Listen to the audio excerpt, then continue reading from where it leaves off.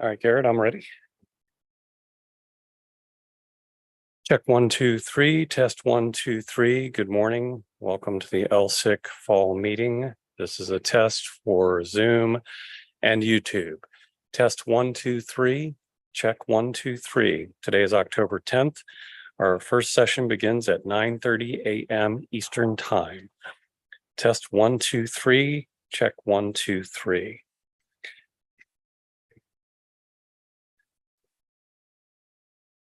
If you're monitoring on YouTube or Zoom, let me know. Test 1, 2, 3, test 1, 2, 3.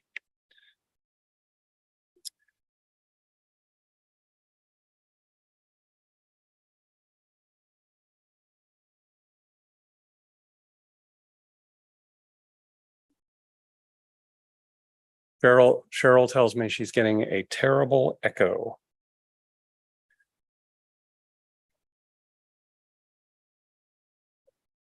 Do you have YouTube and webinar open at the same time? Question mark. She may have both apps open. That's the only thing I could think of because that's what was getting us yesterday. Test 1, 2, 3, test 1, 2, 3. Caesar, if you're monitoring on YouTube, send me a text. Let me know if you're hearing audio okay. Check 1, 2, 3, test 1, 2, 3. Good morning from Pittsburgh, Pennsylvania. This is the Lunar Surface Innovation Consortium fall meeting, October 11th. Okay, that was a whoops from Cheryl, so we're good. Yep. 443. Yeah, it's 100% clear. That's great. What is it? 443. It's an Pardon? 864. 0864.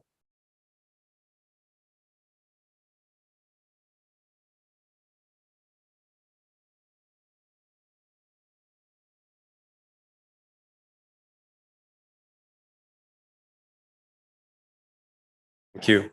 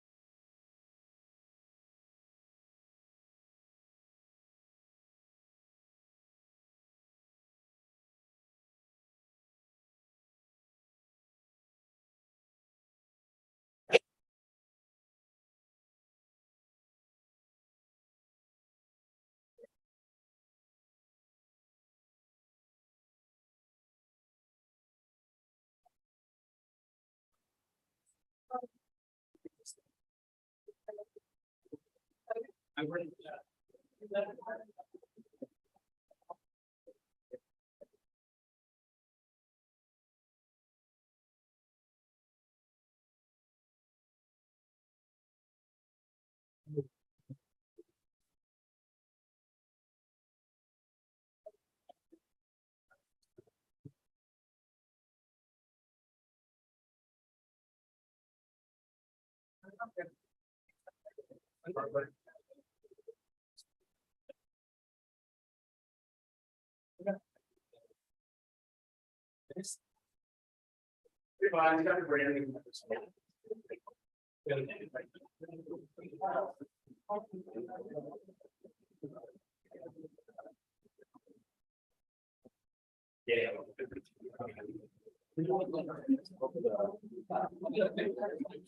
LSIC. Good morning, LSIC. It's about 5 minutes till we begin. Remember, no food or drink in the auditorium. All right, no food or drink in the auditorium. You can bring water, but no food or drink, please.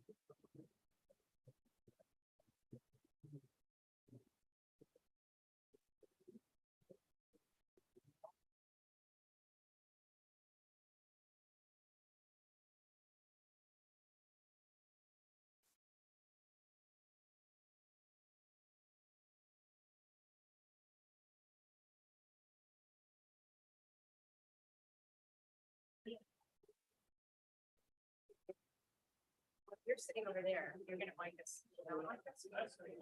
We can write. And we have to handle. But. Yeah, let's just do the handheld.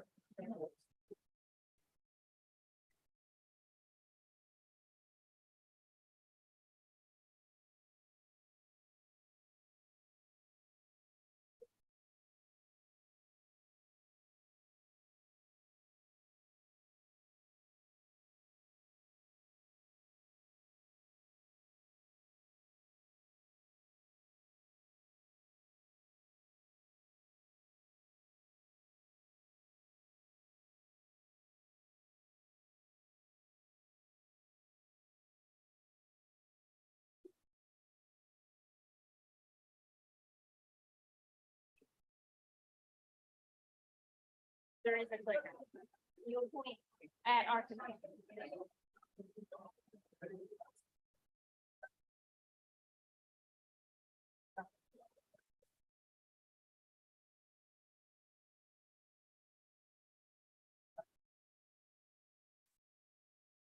Yeah, there's a clicker in the.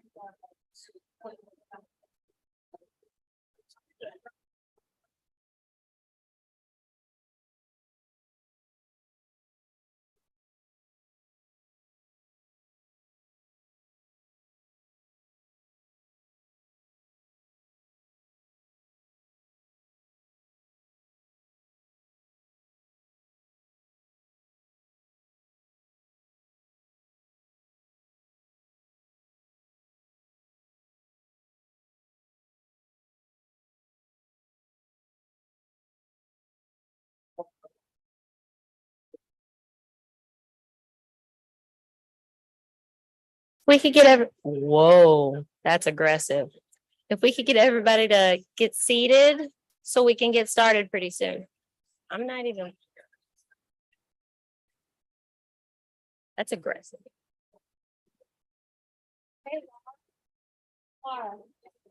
Laura.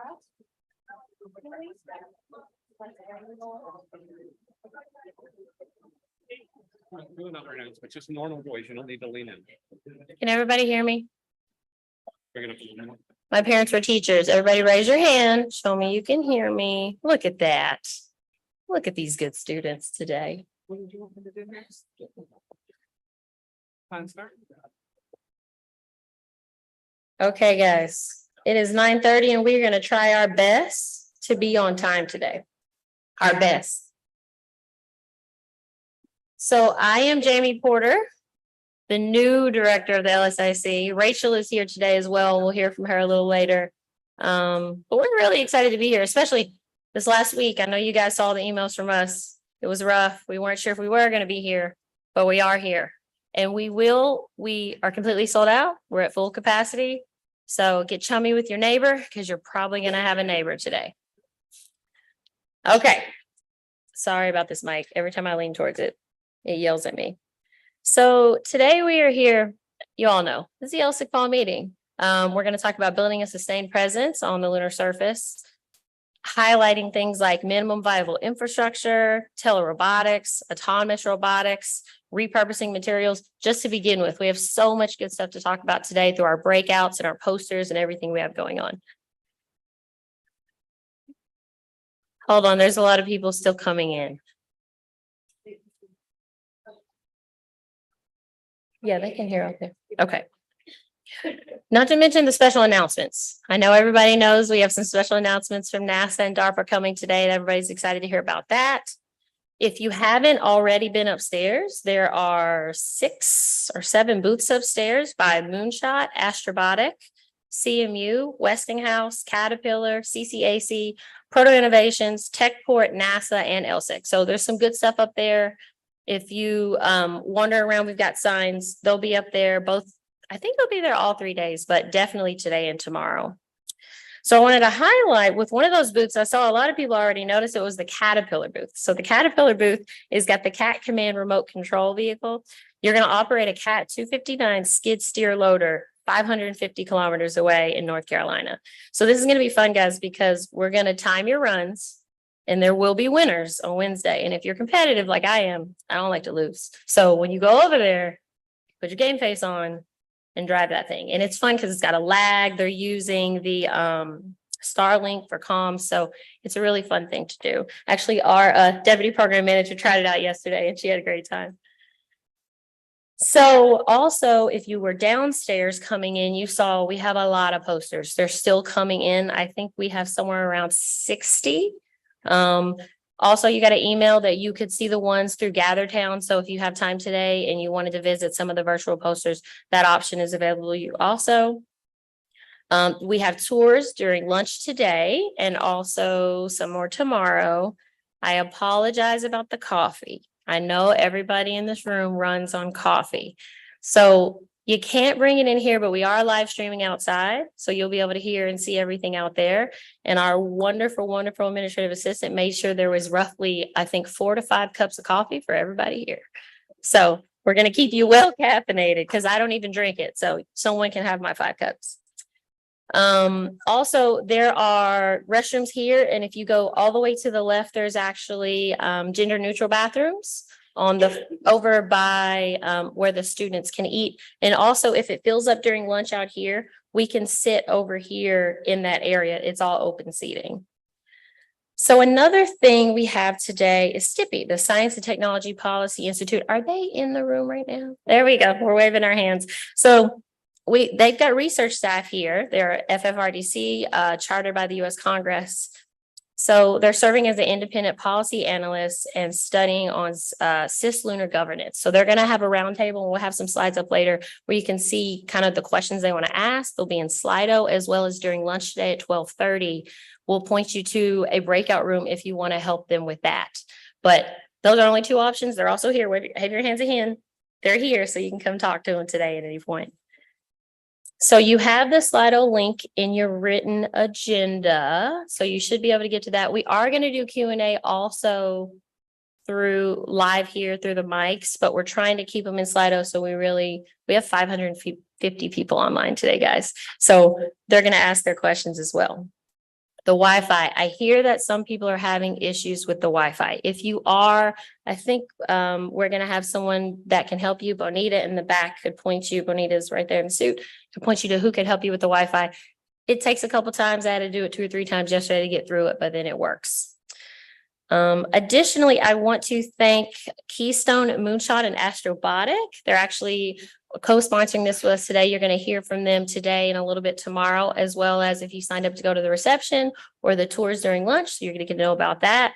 And I also want to thank Oak Moss and Honeybee Robotics because they sponsored all of our students to come here today. And I want to give a round of applause to them because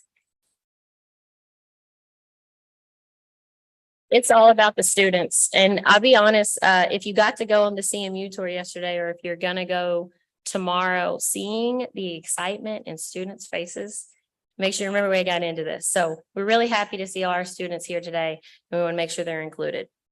So I think sometimes people wonder how we decide on our fall meeting sites. We always do spring at APL. Why CCAC?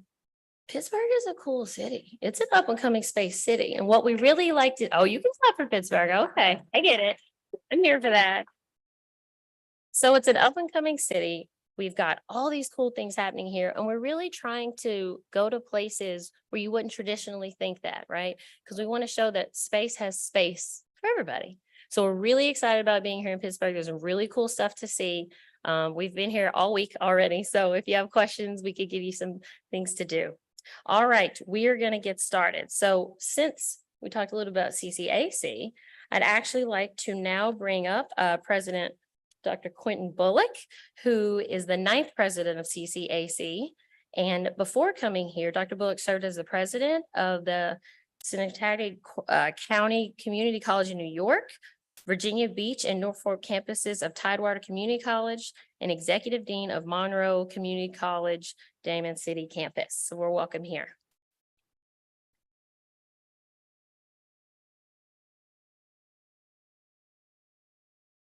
Thank you, and good morning, everyone. Good morning, everyone. Excellent. You know, that's what we do as educators. On behalf of the Community College of Allegheny County, welcome to the Lunar Surface Innovation Consortium Fall Meeting. We are honored to serve as the host for this year's meeting, focusing on NASA's plans and technology investments relevant to building a sustained presence on the lunar surface. Bringing together experts representing a range of scientific, business, and national interests, the next 2 days promises to be highly informative, productive, and thought-provoking. Among the many illuminating presentations you will hear will be one from Prasoon Desai, Acting Associate Administrator in the NASA Space Technology Mission Directorate, who will be giving this year's keynote address. As an institution dedicated to providing students with the knowledge and skills needed for future career success in high-demand STEM fields, we are especially proud of our collaboration with the region's employers in the high-tech sector, our emerging partnership with the Moonshot Museum, and our affiliation with the Student Spaceflight Experiments Program, a program of the National Center for Earth and Space Science Education in the United States, and the Arthur C. Clarke Institute for Space Education internationally. The Student Spaceflight Experiments Program enabled a strategic partnership with NanoRacks LLC, which is working with NASA under a Space Act agreement as part of the utilization of the International Space Station as a national laboratory. Through this program, a research experiment focusing on the microgravity's effects of the activation of dormant metastatic cancers and created by CCAC students has been selected to be sent to the International Space Station. I think that deserves a round of applause.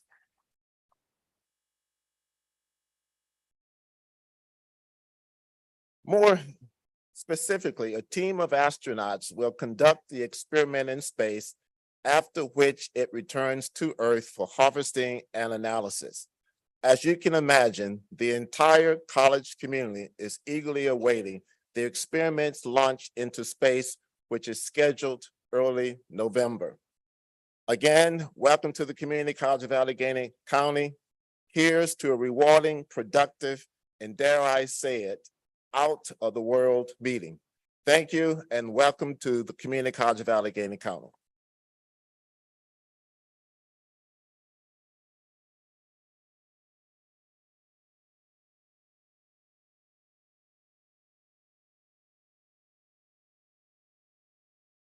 We're hiding over there in the corner today. Okay, so next we actually have a video from Honorable Summer Lee, who is a U.S. representative. She couldn't be here today, but she sent a video so that we could share.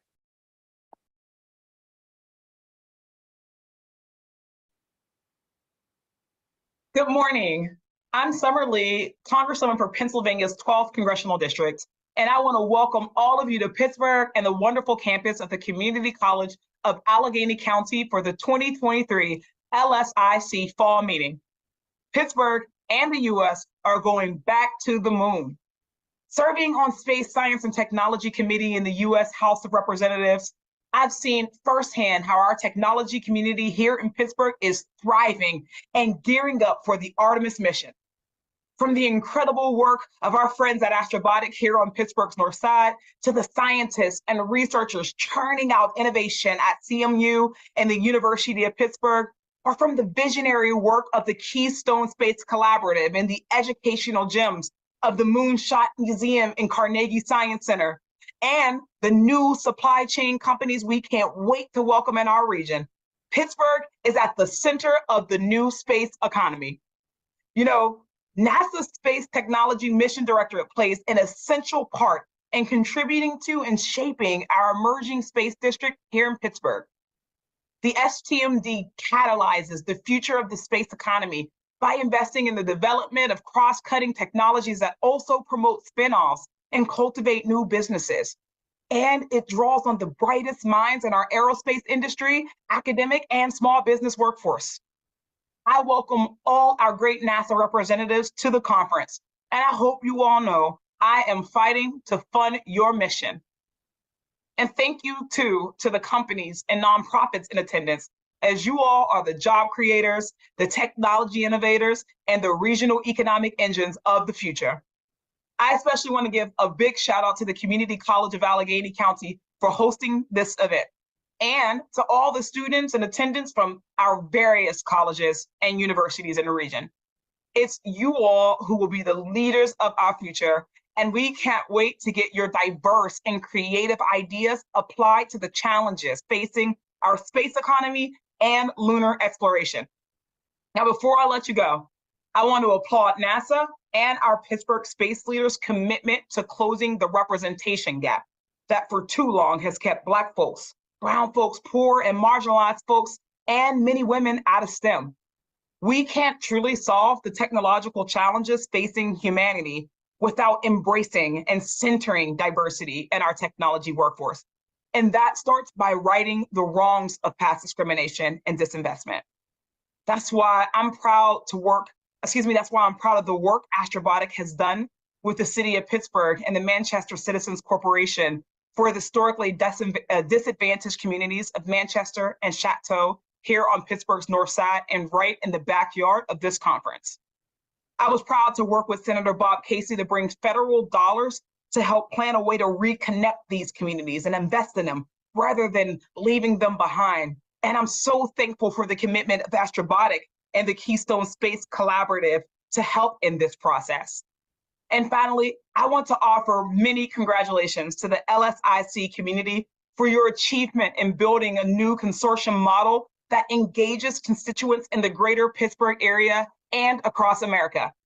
I'm excited for the innovations you all will discuss and promote during this year's conference. And I hope this won't be the last time you visit our city. Thank you all so much and enjoy your time here.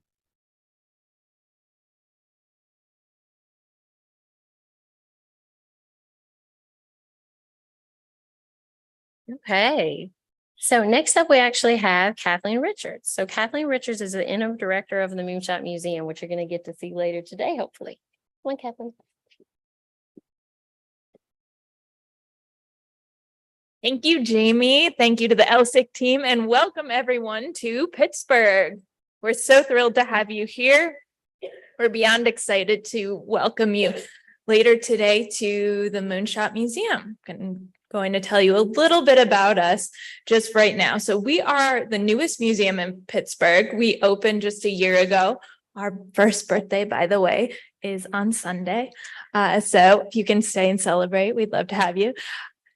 We are the first space museum in the Commonwealth of Pennsylvania. And I'm not doing super. Can you hear me okay? All right. Thanks. Love it. Thank you. We're the first space museum in the Commonwealth of Pennsylvania, and that means a lot to the people here. We're also the first museum on the planet to be charged with space career readiness for the 21st century. That's for students. I got to step back. That's for students and for this community here in Appalachia of Western Pennsylvania. We also are co-located at Astrobotic, as you're going to see later at our reception. We have some tours happening today and tomorrow. And I'm also supposed to tell you that if you didn't make it on the list for our tours, we do have open hours, especially for LSIC tomorrow afternoon. So you're all welcome to come on over. We're co-located at Astrobotic. We're a 501c3. We're a separate nonprofit from Astrobotic Technology. But this was a concept that the leadership of Astrobotic saw as an opportunity to share their exciting work with the public. And so we do that through engaging students in their schools, in the communities, and on site through field trips, as well as having open hours for, thanks. That was never my style anyway. Yeah, we do that through engaging students, meeting them where they're at. That's K through 12. We see ourselves as the fusion of education, experiential learning on the one side, and workforce development on the other, because you all sitting in this room today have had that experience of having that light bulb go off that somehow led to you being in space today. Maybe that was when you were 4, maybe that was when you were 12, maybe that was when you were 28, but you're here now. So we want to look and drive that spark to students in Western Pennsylvania, an area that historically has been underrepresented in the space industry. Ooh. We have a glimpse here today of what it looks like. Now, I said you all, spoiler alert, you're all going to see this later, but we're co-located at Astrobotic. So we're going to the moon, but I can't work a clicker. Never mind. There we go. So this is our gallery. We're only 3,000 square feet. So my other message to you as you go back to your communities that are involved in space, whether that is a traditional space hub like the DMV, or whether that's a community out west that doesn't so much have a history in this, that there is cool stuff going on behind closed doors in all of these areas, all of your communities. And so I encourage you when you go home to think about how can you open that up to create a pathway of access for people of your community, for students, and for especially underrepresented student groups that are in your midst. And so this is one of the ways that we do that. So we look into Astrobotic's clean room, which is a little bit more empty there than you're going to see later today. And this is one of our amazing volunteers educating and building some rovers with a student group who came in. But rather than me telling you, I thought that we would take you all back to 6th grade since we're already here in an auditorium. So the National Aviary, our friends over there, have just come and presented you, with a falcon. Maybe our friends with the zoo have a huge boa constrictor, but you're all way more excited because we're here to take you on a journey to the moon, right? So I want to introduce to you just for a moment, rather than me telling you, we'll show you a little bit of what we do at Moonshot Museum. This is my wonderful colleague, Mike Hennessy, our Director of Learning and Programs. He's going to just take you back to 6th grade for a moment.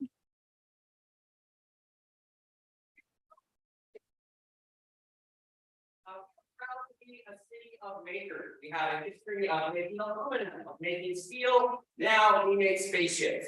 And we're excited to be part of this grand effort to take America and the world back to the moon. We're going to make some sparks here today and start our conference off with a bang with iron oxide and some aluminum. When I bring them together, as you probably already know, we're going to put the aluminum onto this iron oxide, and it's going to be a bang. So you may want to cover your ears if you don't like loud noises. Thank you. Thank you. We have established radio comms with Earth. And we're going to have a bang. May I have a countdown, please, in 3, 2, 1. Woo! Shall we do it again? Yeah. Like I said, Pittsburgh is a city of makers, and this is not just a demonstration of our heritage.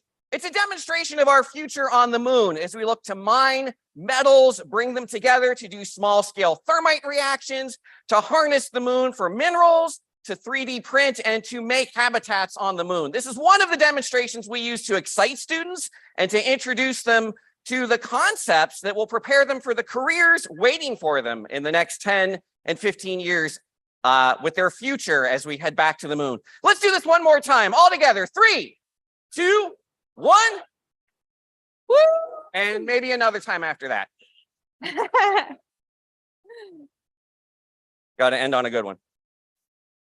Wow. Thank you so much, Mike. We the purpose and vision in the museum is, Anna, could you give me a hand with the next slide? Thanks.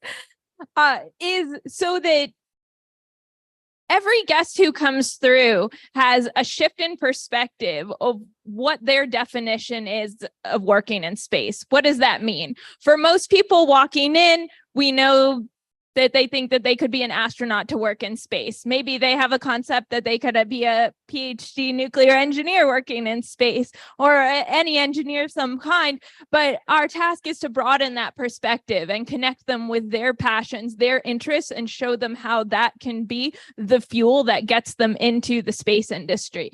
And that we're co-located at Astrobotic. It's important for you to know that we stand for the entire contemporary space industry, and also the vendors and suppliers and pieces of that pipeline too, of which there are many in Pennsylvania. As Mike said, and as you'll hear Zoe from the Keystone Space Collaborative talk more about, there's a lot of wonderful companies doing a lot of great things. So we have the idea when we're looking at the Peregrine lander later, that it is Astrobotic's lander. When we have folks from Pennsylvania come in, they not only see that, they also see the small company from their town who made some of the component parts, who made the widgets, who made the valves, and who are all part of this story of bringing not only Pittsburgh to the moon, not only America back to the moon, but also the whole world along with it. And you'll see when we are in the museum too, for all those A's, those arts and humanities who found themselves in space, there's a spot for you there too. As you can see in this photo, here we have students who are creating their own mission patch, concepting that idea of arts, of design, of creative thinking and processes, and showing them that this is not just for someone who's already really good at math. Thanks, Anna. So our goal here is to help everyone to find their place in space. So you have a little glimpse of the exhibits that we're so excited for you to engage with later. The museum actually functions in 2 modes. So when you visit today and tomorrow, you're going to visit it in space now. So everything is 2023, the contemporary space industry. You'll be engaging with space policy questions. You'll be creating a rover that will go in search of water ice, all kinds of things that we're working on right right now, but we also have a mission mode in which we control the gamification of the museum. And so our first mission is called Lunar Citizens, where students are designing their own mission on the moon, a moon base that they're competing against their classmates and working together to forge that. And ideally in the future, we'll be able to offer schools a whole catalog of missions that they'll be able to go on, so that every experience is different. But every experience in the museum is already different, because what Astrobotic's working on in the clean room is always changing. So how cool that you get to come as a member over the course of a year and watch the assembly of the Griffin lander.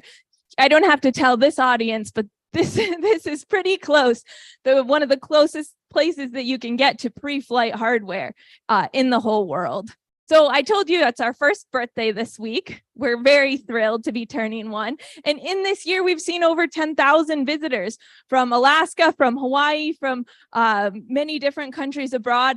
And as for the students that we've impacted, we've seen more than 6,000 out in their schools, out in their communities, out in their after school programs. And of those, 60% were from underrepresented groups, which is really amazing when you think about the neighborhood of Pittsburgh that we're in, when we think of the Western Pennsylvania community of urban, of rural students who don't typically have access this close to spacecraft or even to the industry itself. And then we welcomed, again, more than 2,500 students on site. So you might be wondering about what these pictures are. So the first picture on the top, this is the Penn State Readiness Program for high school students in Johnstown, PA, which is a lot of rural students.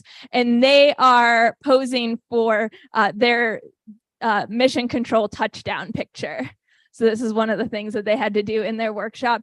And then below, this was a partnership that we did with CMU Robotics and with NASA Ames to create an opportunity for students to draw images that will be sent up on a CubeSat. So CMU Robotics capstone students are building, creating the CubeSats. And with our colleagues at NASA Ames, we were able to talk about the history of art on spacecraft and how this plays a role throughout history from Voyager until now, and show students that story and then invite them to be artists whose art will get etched into Kapton tape, put on the outside of those CubeSats and literally sent to space as a Pittsburgh project. So not to bring you back to sixth grade, maybe we're in seventh. No, you're okay, Anna, thanks. Mike has one more thing that he would love to show you as moon interested folks. So if we imagine this UV lamp as a faraway star shining on the moon, we're illuminating here the ice in the permanently shadowed craters of the moon's south pole, giving off their chemical signature, their fingerprint, to be identified by the Lunar Reconnaissance Orbiter. And now we're moving from what's now to what's next in space exploration, where we're going to verify where that ice is and create that Google street level map of where the ice is on the moon. Later tonight, you'll be able to see the Griffin lander under construction. It's a view that every member of the public and every student shares when they come to see Moonshot and look through the window at Astrobotic's clean room. And of course, next year, we'll be celebrating Griffin's landing on the moon as it carries NASA's Viper rover to do that work of confirming exactly where the ice is and paving the way for a landing site for the first woman and the first person of color on the moon. But I just think it's amazing to think that one way we can find that ice is by the light of faraway stars. And these are the stories we enjoy sharing with our students. Well, I have the UV light too. You'll never quite look at tonic water the same way again. But we invite you to learn more about space and STEAM tonight at Moonshot Museum. Thank you so much, Mike. You may all be wondering, when you leave Pittsburgh, how could you still stay connected to Moonshot? And I'd like to let you know two ways right now. One, I would be remiss if I didn't say that it's our birthday and we're hoping to get to our second birthday. So as you go back to your workplaces, your communities, we are always looking for wonderful partners in space. And so that can be storytelling, that can be partnership funding, things like that. Astrobotic graciously gives us our physical space, that 3,000 square feet. But other than that, we're, like I said, a separate nonprofit. We raise all of our own funds like in any other museum. So if you'd like to give us a birthday gift, you can do that on our website, and we'll have QR codes at the museum tonight as well. Secondly, while you're all here visiting Pittsburgh, it's really critical for us to share your stories out. So one of the things that happens in a program of any kind is that career readiness element. And so Mike, or one of our Moonshot Museum navigators, is educating folks on some of the different careers in space.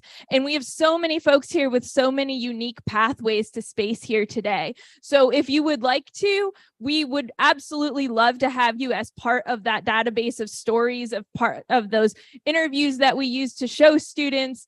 We have a new volunteer, for example, who wants to be an astrophysicist. We have another who wants to be a documentary filmmaker in space. All of these things, which to us sound obvious, or to us the pathway looking back, hindsight's 2020, but as you can remember, being a student looking forward, the path seems windy and the maze complex. And so one of the ways that we can all give back to the industry is through the students, and we offer some different ways to do those mentorships that don't have a lot of lift for you, including simply giving us your business card. We'll follow up with you, and Mike and his team members will interview you for a story that could be included in one of our exhibits, one of our programs, or reach students far and wide virtually, even beyond the Keystone region. So thank you so much, and we look forward to showing you the museum during LSIC this week. Thanks.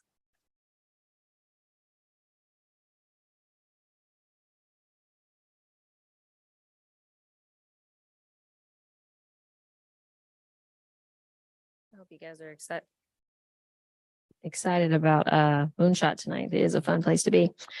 Next, we have up Zoe Carabinas, who is the project director at Keystone Space Collaborative, another sponsor with us. Let me see how I do with the clicker and we'll go from there. All right, well, thank you all. As Jamie mentioned, I'm Zoe Carabinas. I'm the program director for the Keystone Space Collaborative. We're very honored to have you all in Pittsburgh here today. A huge thank you to the LSIC community for choosing Pittsburgh for your fall meeting. It's fantastic to see you all in such a great city. Thank you as well to NASA SDMD. We've had fantastic partners with them in Keystone Space, and we look forward to these new opportunities and partnership under new leadership as well. Oh, darn, instantly. Yeah. I may ask you to do the slides. All right, so who are we? Who is Keystone Space Collaborative? So we're a group of regional stakeholders based out of Ohio, Pennsylvania, and West Virginia. That's what we identify to be our tri-state region here. We're academics, we are industry members, we are economic development organizations, and we are government groups. And we're focused and we're passionate about what this region has to offer. And we're excited to put us on the map in terms of the global space economy. So our mission with Keystone Space is to support this tri-state region and to serve it in making it this attractive and expansive next generation of space industry talent across this region. Go ahead to the next slide. Thank you. And how do we do that? We do that via 4 goals, our 4 core pillars. All of our programs and initiatives are based around these 4 pillars. The first of which is advocacy. So we serve to advocate for this region. We serve to support the regional space narrative, and we serve to create opportunities for those that are here by advocating for who is here now.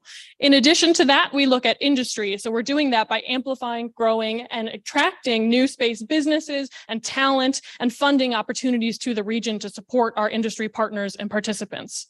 In addition to that, we look at R&D. While we ourselves are not researchers, we want to support you. We want to create research opportunities. We want to create research partnerships. And most importantly, we want to make sure you're funded. And that's where Keystone Space comes in with R&D. And most importantly, arguably, workforce development. If we don't focus on our workforce now, what is the future of this industry going to look like? So as part of that, we look to develop and keep high-level talent throughout the entirety of this region. And we do that by training the workforce, by creating development opportunities, by creating job opportunities, and bringing more companies here to give you employment opportunities. Not only do we want you to be educated here, we also want you to work here. So why this tri-state? You may be wondering, Ohio, Pennsylvania, West Virginia, what gives? Well, first of all, let's focus on why space is valuable. So as many of you know, space is immensely valuable, not just out of passion, but also economically. The space industry right now is valued at around $469 billion, looking at growth up to $1 trillion between 2030 and 2040. That's not a small number. That's a huge number. And all of us are a part of this. And this region is taking an opportunity to capitalize on this, to capitalize on the great wave and excitement that space has gotten recently. But we need to work together to continue that, to grow that, to expand that. And that's where Keystone Space comes into play. As I'll show you here today, as I'll demonstrate over the next couple of slides and examples, this region has a lot to play. We are a massive factor when it comes to the space industry, and yet we are wildly overlooked. And that is why Keystone Space is here, to demonstrate to you the value that this region brings, the value that these people, these companies, these entities bring to space. We have a long legacy of working together with space missions, technology development, innovation, research, academia, and bringing all of that together with a space focus is only going to propel us even further in this industry. Go ahead. So numbers, I'm a numbers person, much like many of you. Looking at the specific numbers for this region as a whole, we're looking at, as of 2023, 728 participants in Ohio, Pennsylvania, West Virginia in the space ecosystem. Now that number might not mean much, but that means we're top 10 against other states across the entire continental United States. That's something to look at. That's something to care about. Now, where do these numbers go? The majority of our participants here are with industry. You'll see 625 industry participants. But that's not all that's here. We have a very strong government military, government civilian presence, as well as investors in the academic community. This diverse group of stakeholders across all 3 states really demonstrates our region's approach to space and how it is a robust and well-rounded approach. Now looking here, who are these people? Numbers are one thing, but who are these people? What are they doing? Who are these companies? Where are they? So let's start here locally. Let's start with the great academic institutions that we've got around us. Looking at Carnegie Mellon, you're going to see the Iris rover. You're going to get to talk to that team. That's going to go with Astrobotic and the Peregrine lander. That is fantastic. We're incredibly excited for all the progress here in Pittsburgh. Outside of that, other academic institutions include the Ohio State University, Penn State University, the fantastic CCAC that we're excited to be at here today, WVU.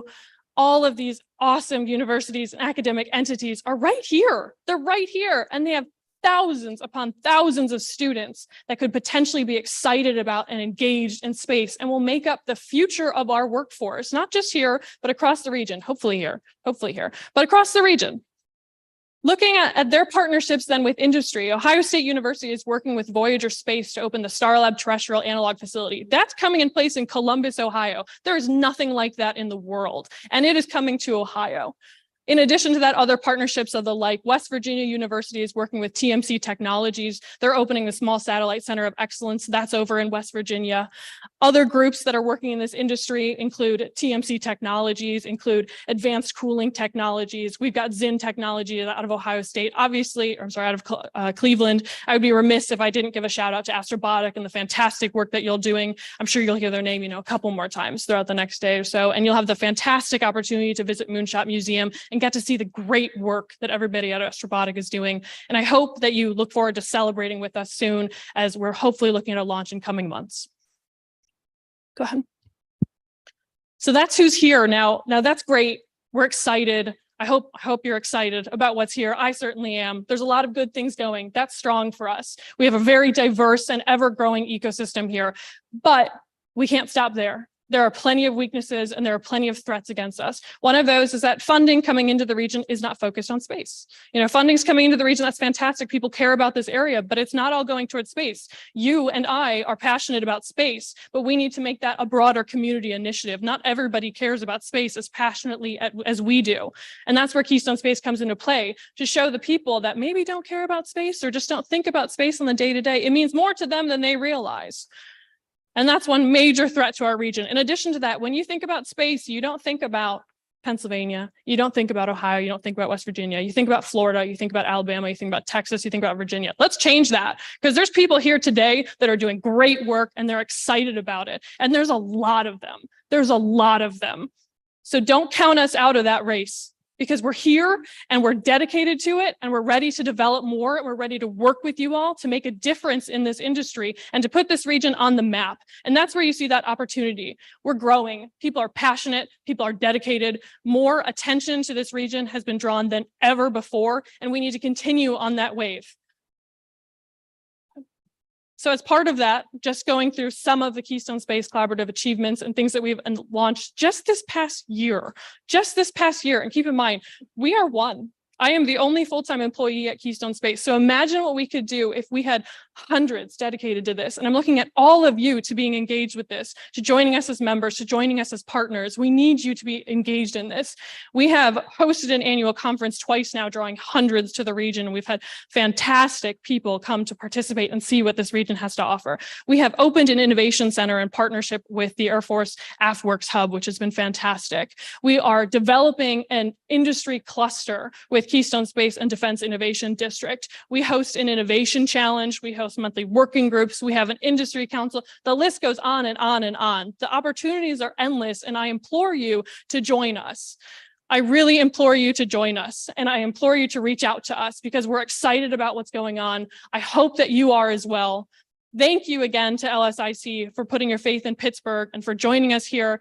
It is immensely exciting to be presenting in front of all of you today and to get to share the great things that are going on in Pittsburgh and this region with all of you. Thank you.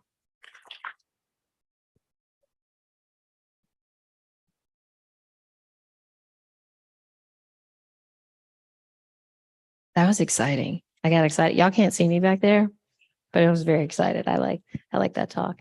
Next, we actually have up someone who probably does not need an introduction, but I'm going to give him one anyway. Prasan Desai, who has been with NASA for 33 years and is currently the acting associate administrator of STMD.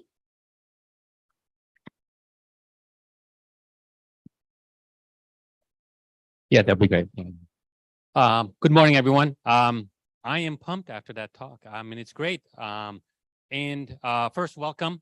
Wasn't sure we were going to be here, but I think we navigated that a little bit. We maybe not personally, but we as a country got to get the CR passed, and so we're here. Very happy to be here. So welcome to everyone in the room, and I know there's so many on virtually, so welcome for participating here. That previous talk is kind of what STMD is about. You know, technology organizations at NASA have come and gone over the decades. One of the things we've learned is that in this current incarnation of technology with STMD, it's broader than just NASA missions that we're trying to enable. It is looking at national presence of being enabling the next sector space economy than we had in years past through the technology programs. And so part of our charter is what the previous presentation is to try to enable this national footprint for space economy. And so when we look at making these investments, we are looking with that lens when we're doing it, all right, from that perspective. And so I'm certainly happy to be here with the great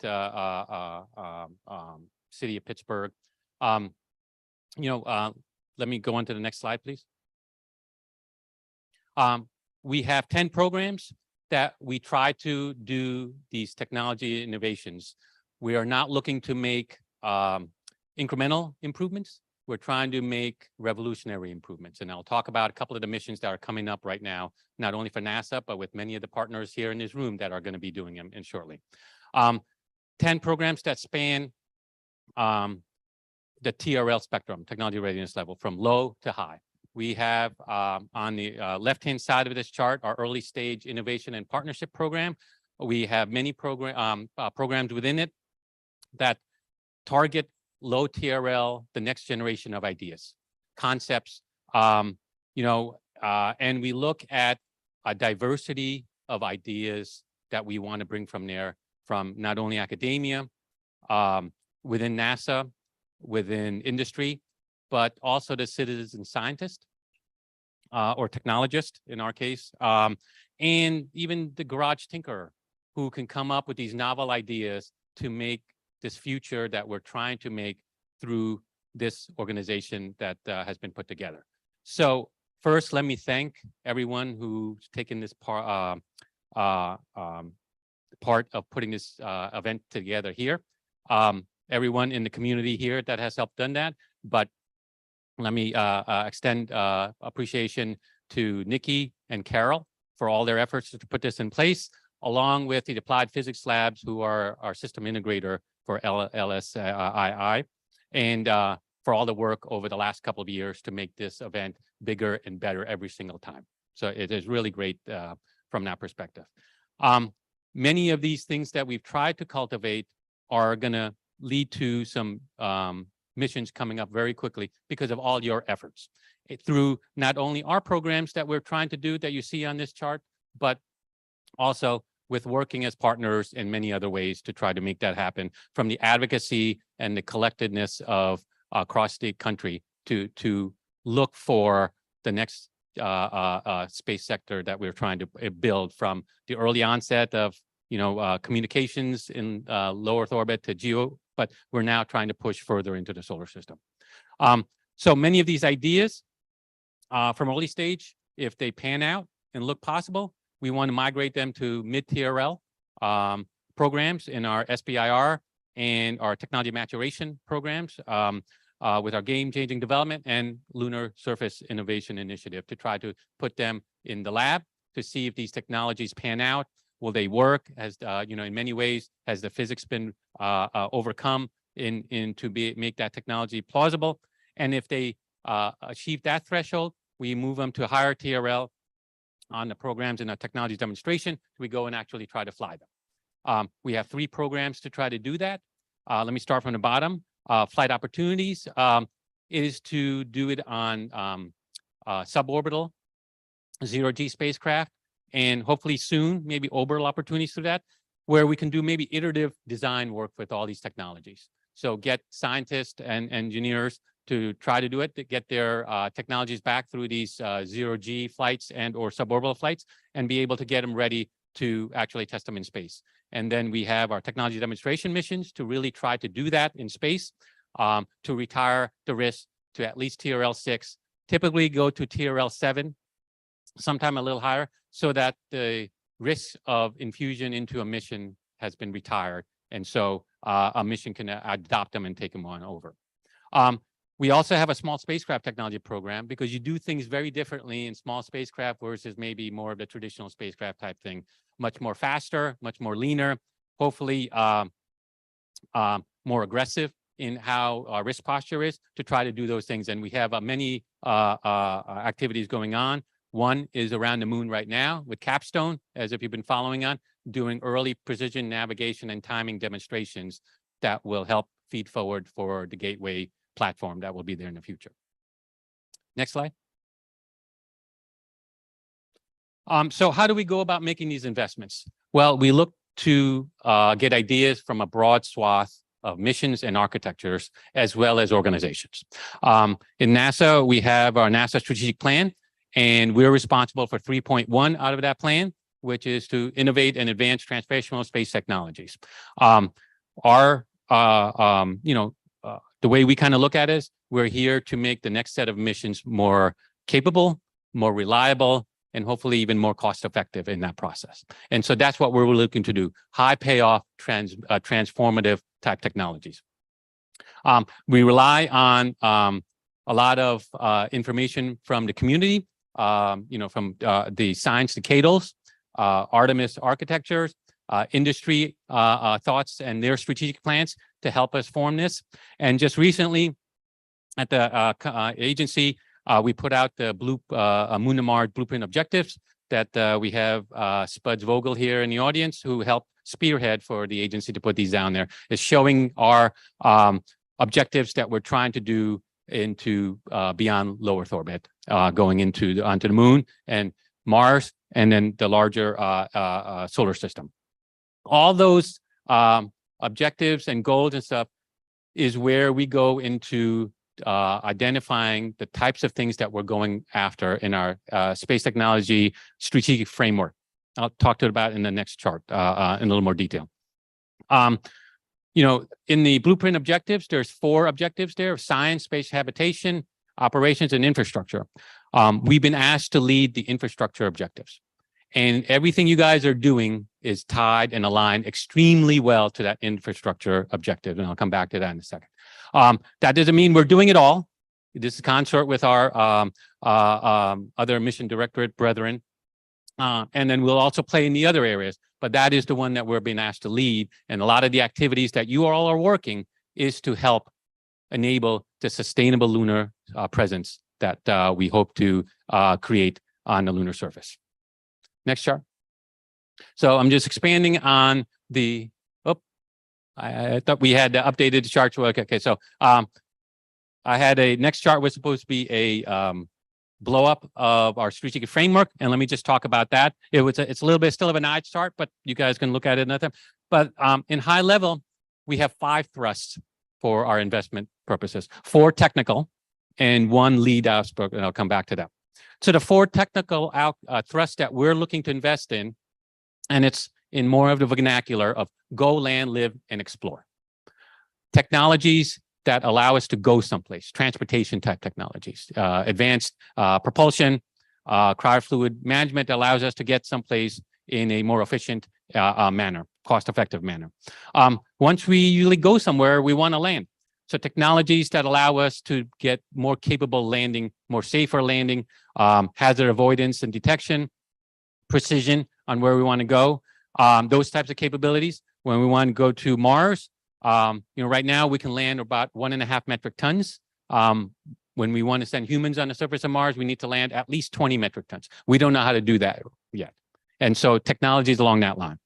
Once we land somewhere, we need the system to survive, be it a robotic or a human system. And so technologies for surviving on the surface, being able to maneuver on the surface so we can actually do something, right? And so when we go there, we're not just sending them there because they're cool. Yes, they certainly are, but we're going for a purpose, which is to explore, the 4th thrust. So technologies that allow our missions to explore, the science that we're trying to do for mankind. And so technologies for that. All those 4 thrusts map to 17 outcomes that we have identified, which is in that the next column over. Outcomes as land within 50 meters of a pre-positioned target or a scientific interesting site. Or as I mentioned on landing heavy payloads, at least 20 metric tons on the surface of Mars. So we've identified 17 outcomes to achieve. And then the far right column there is the capabilities. We mapped them to 18 capabilities that we need to make happen, overcome, so that we can achieve those outcomes. Within all those capabilities, we identified gaps that we need to close to enable that happen. All those 4 technology thrust areas, technical ones, are grouped by our lead outcome, which is to enable the space sector with enabling diverse ideas to come up with the next generation of concepts to enable the technologies we need to create these missions. Next slide. That actually goes into this lead outcome on the left of advancing U.S. space technology innovation and competitiveness, encouraging technology-driven economic growth, emphasizing expanding the space economy, very much in line with the presentation right before me, and inspiring and developing diverse and powerful U.S. aerospace technology community. We need the brightest minds from all across the country, from the tinkerer in the garage, who aren't even thinking about space, to come up with these bright ideas to enable what we're trying to enable for the country, right? And so very much not only the previous presentation, but for the museum that presentation you saw, it's really to engage the spectrum of the country to allow for this enabling of this final frontier from many of us from our scientific interest that we have. Next slide. So a couple of these, talk about a couple of these new technologies that we're trying to enable. On Thursday, the Psyche mission is launching. Piggybacking with the Psyche mission is our deep space atomic communication system. This is a optical communication system at Mars distances. Completely revolutionary to be able to bring back a lot more data in higher bandwidth than we've ever been able to do in the past with radio frequency type capabilities. I recall earlier in my career when I helped do the entry, descent, and landing for Spirit and Opportunity, we were waiting for high precision maps from Mars Reconnaissance Orbiter. The data rates were so slow that all we got were these slivers of small slices from the surface map because we couldn't transfer all that data. If you look back in technology, what limited scientific exploration in many ways was our avionics systems, acquisition systems were not able to do that data gathering from the surface, whatever, sensors, instruments, stuff. Over the last 15, 20 years with the microelectronic revolution, that bottleneck has been overcome. We can do some amazing things with what's in your pocket actually right now with one of these things, right? That capability. Now the bottleneck has moved to transmitting that data back from wherever it is. This is that capability, revolutionary to make that happen from Mars distances. We actually have a Earth-bound version of this in geospace, geosynchronous orbit right now of LCRD, doing amazing things like that, 1 terabyte type of capabilities from Geosync. We did the development of the flight terminal with our brethren, mission directorate, space operation mission directorate. They did the ground terminals on Table Mountain and Palomar Mountain to do the data collecting on this side. Next slide. This slide, the next one kind of just shows you the trajectory that Psyche is going to take and around the solar system, going out past Mars. All the dotted lines, dotted trajectory you see there is the locations where we're going to start demonstrating the optical communications from Psyche back to Earth, going well past Mars, trying to do this demonstration. Pretty amazing capability that we will provide for deep space exploration as we go forward. Next slide. But that's not the only set of technology being launched very soon. Here are two, Intuitive Machines launch and Astrobotic Paragon 1 launch that's going to occur in the very near future. Hopefully in November, Intuitive Machines will go on, and shortly thereafter, Astrobiotic flights with a number of technologies that STMD has developed, along with help from everybody in the and many of you in the organization, in the audience today here. Precision landing aspects of it, of a Doppler navigation LiDAR, radio frequency mass gauge for propellant transfer and measurements as we go into 0G, and a stereo camera to understand plume surface interactions as we come closer to land. Similarly, with the Astrobotic one, a new set of thrusters, the Talos thrusters, operating at very low temperatures without needing heating wise and stuff. So extremely capable systems for the environment that needs to go there. Terrain relative navigation, and again, the Doppler radar to try to get that precision landing capability much more accurate than we were able to do in the past. Next slide. So this is all building off of what the agency has put out as the Bloom to Mars objectives. And you see the 4 objectives of science, transportation, habitation, infrastructure, and operations. One of the key things enabled to do all that is the infrastructure to allow for that. And if you go to the next slide after that, this is very early results that Spuds here is leading the activity through our federated board to do that, showing that the mapping of those objectives to the blueprint wise, the inspirational science, national posture, are dominated by transportation and infrastructure capabilities. So before we go and do all these things on the moon, we need to put the infrastructure in place. And so STMD through LSIC will hopefully help identify that infrastructure that we need to put in place, the technologies that allow that to happen, and then hopefully through the programs that we have and others, make that a reality on the surface of Mars. And so that's going forward. That's where we're pushing in terms of our investment thrust about creating this capability on the surface of the lunar to be able to do the types of missions we want for a sustainable future. Next slide. So here is our high-level lunar surface technology demonstration strategy.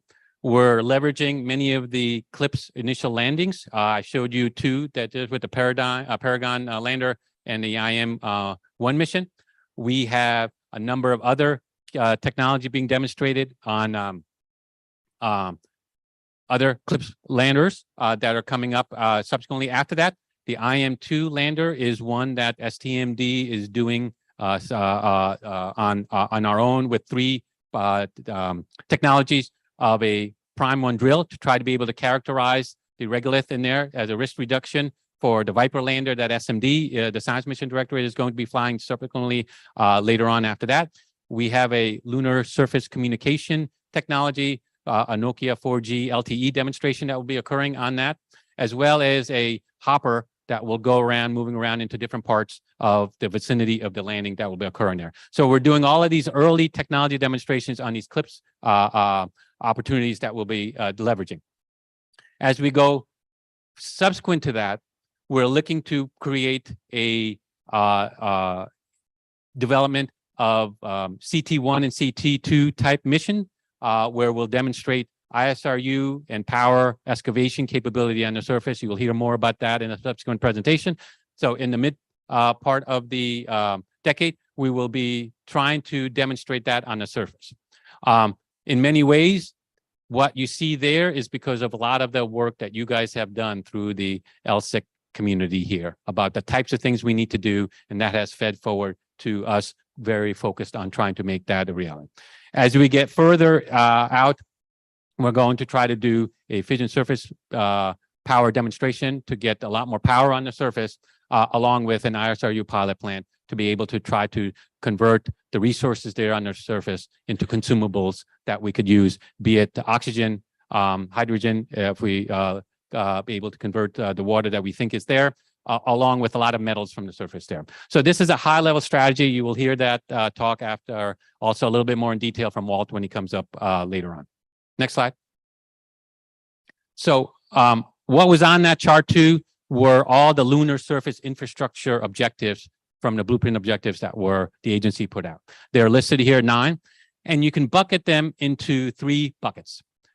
The first 3 are basically the utilities you need before you can do anything else. Utilities like power, communication, navigation and timing, those types of things to be able to do anything else. And so what we're trying to do is develop the technologies so we can put that type of infrastructure in place so that as we move and other activities are happening on the surface, be it technology activities that we plan to do or Science Mission Directorate or the Human Spaceflight Mission Directorate doing those activities on the surface to leverage that infrastructure going forward.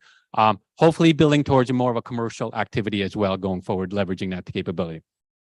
The 4, 5, and 6 objectives are then trying to get more mobility and construction type capabilities on the surface to try to demonstrate those, doing some small scale ISRU type demonstrations to try to get a sense of converting the resources into consumables that we can do.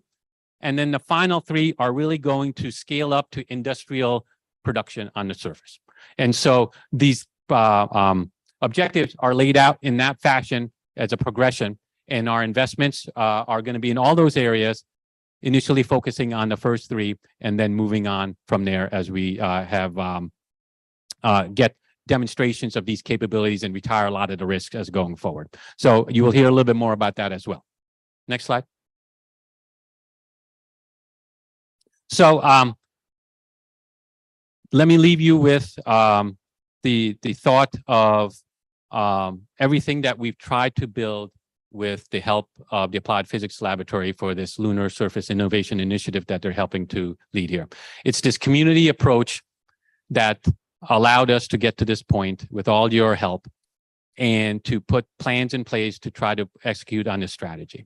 And over the next couple of years, we plan to continue that activity to actually come to fruition on the surface. Many of you have probably read the First Woman graphic novel. There was a cliffhanger at the end. Well, I'm here to announce that we'll soon find out what happens in the cliffhanger with the First Woman's follow-on sequel coming on shortly thereafter here in the near future.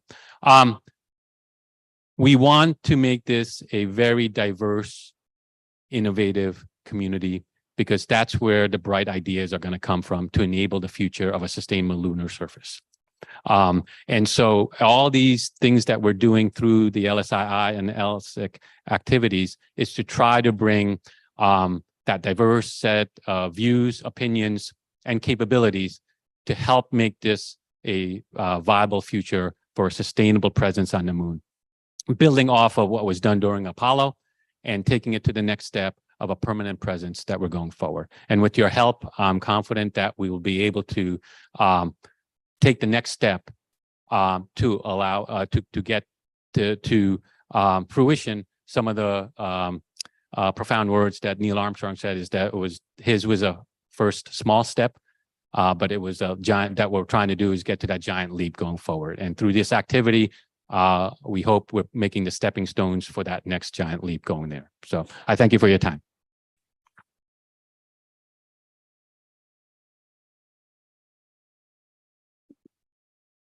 So I want to, can you guys hear me? Oh, that's better. Keep you up here because there's a couple questions online, and please remind everybody that you can use Slido if you're online, or you can use the mic here. I will go ahead and read you one that we have on there. Is how often is STMD strategic framework updated? That's a good question. Our first version was put out end of last year, and how we go through that is we do it on a regular cadence, and we actually haven't defined exactly what that cadence is, a year, maybe 2, 3. As we get more of these technologies retired, I would say, hopefully, we will on a regular basis update every single one of them.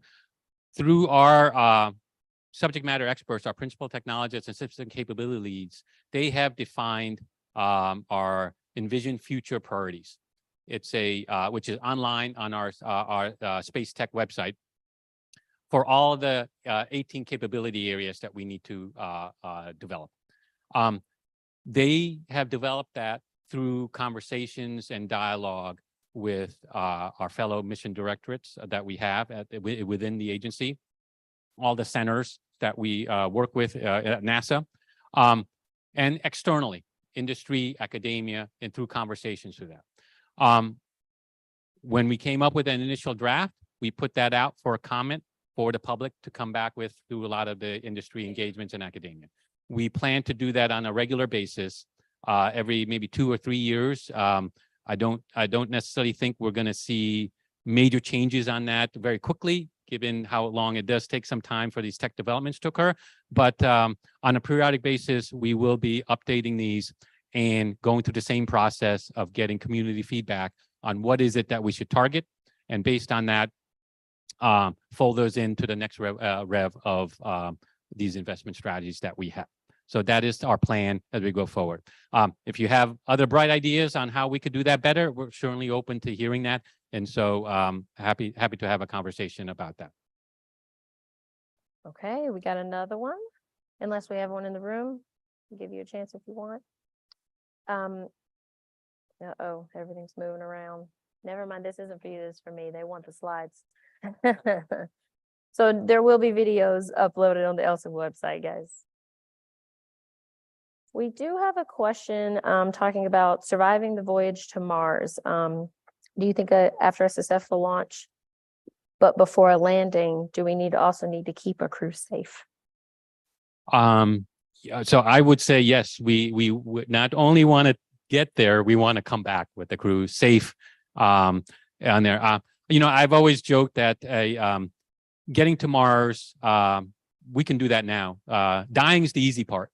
Keeping everyone alive and safe is the hard part, right? So we can certainly do those missions now if we were just looking for a one-way type mission in many ways. But we want to have a continued sustained presence, be it on the moon or Mars thereafter. And that requires, a safe way of doing that over time on a regular basis. And so we certainly need to design systems and everything else to make that happen on a regular cadence. And you're seeing the early onset of a lunar flight and operations commercially in LEO, very much so as well. And so that is just one of the building and stepping stones as we go further out into the solar system to do it in a safe way. Okay. Oh, take one from the room. Yes, my question would be, I don't know if you touched on Gateway, but could you put Gateway in the architecture for us? Yes, absolutely. You can certainly get more information from the human space flight mission director. So I would also point you to their website to be able to do that. So Gateway is a platform into this high rectilinear orbit that allows us to have a repeated flight over this polar region, southern polar region aspect of it, right? So it's an on-orbit platform that the astronauts will use to go to the moon and back from on a regular cadence. There will be aspects of exploration right from there. It allows for viewing of the Earth as well. And so there's scientific aspects from the platform that we will be looking at both the moon and Mars from that orbit, that unique orbit that will be there from there. The plan is to have it both human tended and robotically operated on an ongoing 365-day period, and use it for that arrival and departure from the moon as stages as we go forward using the human landing systems that are in development by our commercial partners. So we have another one. How are the landing sites chosen? Do you think with many planned lunar missions, there needs to be some discussions on how orgs decide where to land? So I can mention a little bit about that. There is a process within NASA to decide on the landing sites. There is a group that comes together and discusses from the Human Exploration Mission Directorate on working group that defines all the candidate landing sites, working with the Science Mission Directorate that we as an agency would like to go to address the objectives, the blueprint objectives that were identified. Through that process, there is a, it kind of filters down, start with many high-level landing site locations, and then over time, through that working group, they identify the pros and cons of each of those identified landing sites that will go through that. And based on the particular merits of the scientific interest there, the timing of when you can go to those sites based on the opportunity and the capabilities of the systems, they get further refined into the destinations of which specific ones will be on which specific flights. I don't have a full grasp of the whole overall process, but there is a process similar like that that occurs on an ongoing basis to identify each site for not only the human landings that will occur, but also it goes through a similar process for the CLIPS landings that NASA leverages to figure out which landing locations we would like to go on the particular opportunities. So I would point to that process that is on both the Science Mission Directorate and the Human Affairs to get more details. Hi, will any of NASA's planned lunar missions, say in the next 10 to 20 years, be visible from Earth? Visible from the Earth? With the human eye? Oh, that's a good question. I'm not sure I could answer that directly. I would think maybe with the telescope, you may be able to see at some point the trajectory going there, but I think it would be from a human eye perspective, probably unlikely given the distance and the thing, especially if you're going to the polar south region, right? That's not as visible easily from the surface here on Earth. And It's so just that my experience in the last few years of sorts, and this is very exciting, and I was 5 years old when the first Apollo landings happened, is that just about everybody I speak to outside of the science community has absolutely no idea that this is going to happen. And for millennia, people have looked at the moon and seen just the moon. And I think it might be a very scary, possibly political issue if you can start to see human activity on the moon with the naked eye. So yeah, thanks for the question. Yeah, we certainly have public relations to try to engage the entire nation as well as the world, since we're going to go as a international community to the moon with the Artemis Accords, right? And so that public relations effort will definitely, let the entire community of the world know when we're going, why we're going, what time, what location, and we'll have, unlike Apollo, high definition transmissions to be able to see what's happening going on this time around than the previous ones where with the technology back then. So it would certainly be a much more richer experience.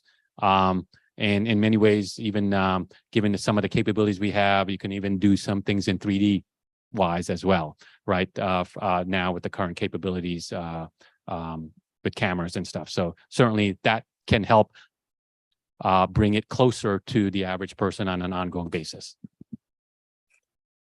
Hello, my name is Vincent. I'm a student and volunteer at the Moonshot Museum. And I wanted to ask, are there any initiatives that deal with human-centered design and safety? You mentioned a sustained presence on the moon, and for that, we need to work on everything from dust mitigation to radiation protection. And ultimately, we want to build a trans-lunar economy.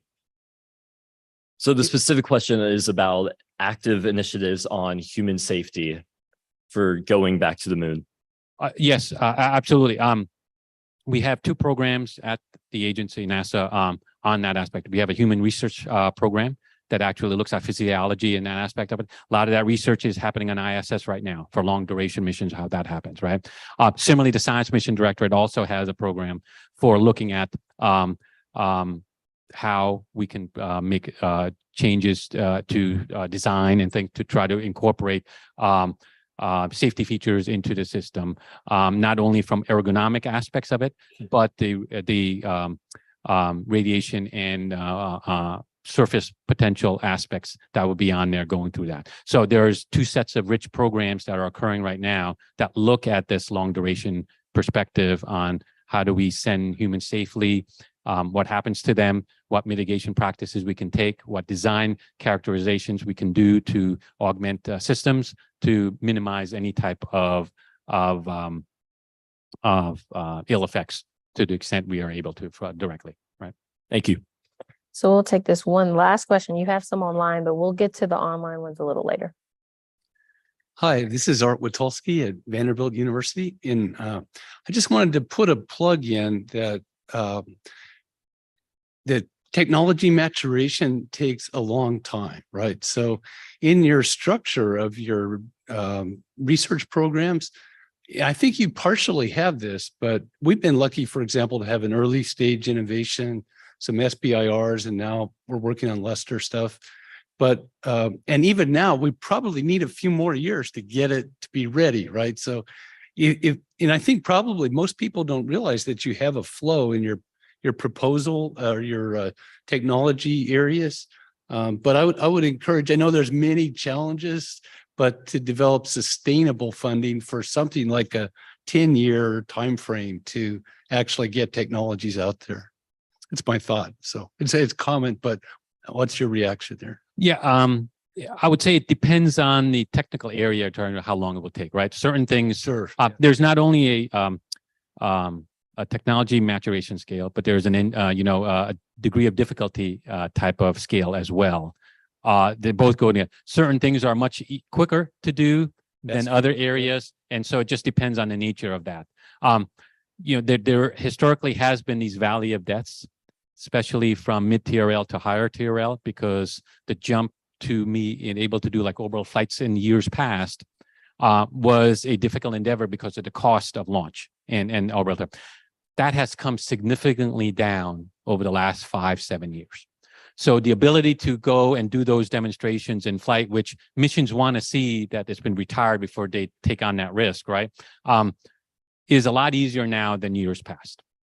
So there's certainly benefit there. But I don't disagree with you regarding sustained funding to be able to keep that progression going on. And so it's not only a technology challenge at times for doing that, it's certainly also a funding challenge at times to be able to do that. But in many ways, the space sector community and the advancements that have occurred have allowed this to be a little more shortened now than years past, where you were kind of trying to get an orbital flight much harder than it is now. Yeah. But yeah, some of these things do take time, but this is why I think with all these diverse ideas, is there are ways to try to do this faster than years past. Right? Good. Thank you.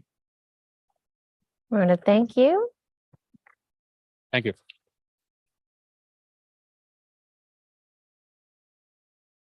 So we have 10 minutes, a 10-minute break. I know you don't want to miss the next announcement, so go drink all your 5 cups of coffee that I promised you earlier. I want to remind people online, please use Slido. We see it in the Q&A, but it's kind of hard to do on the Zoom, so please use Slido. And there's some stippy questions up here, so if you want to think about that roundtable or later, start thinking.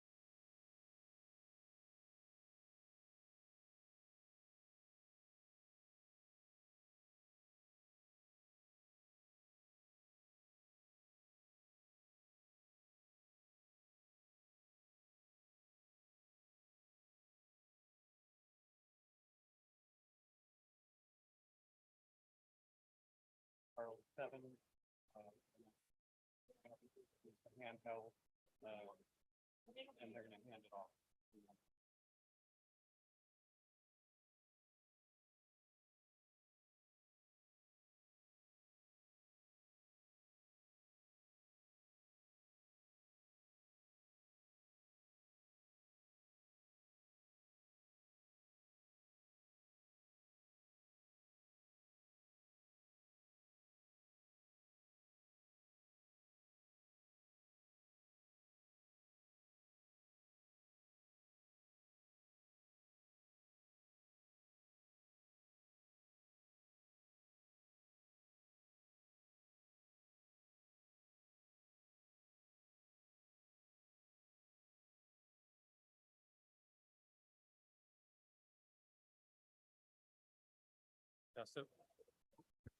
Check 1. Oh, okay. They do. They do.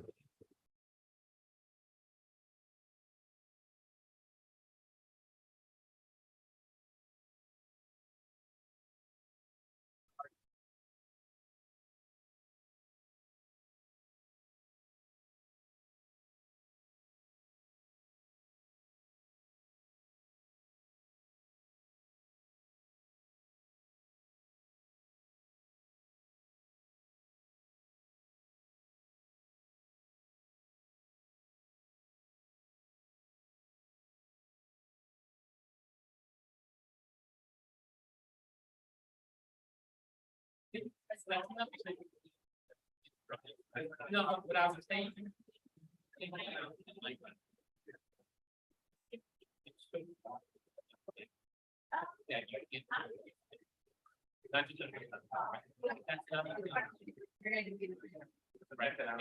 You're the next.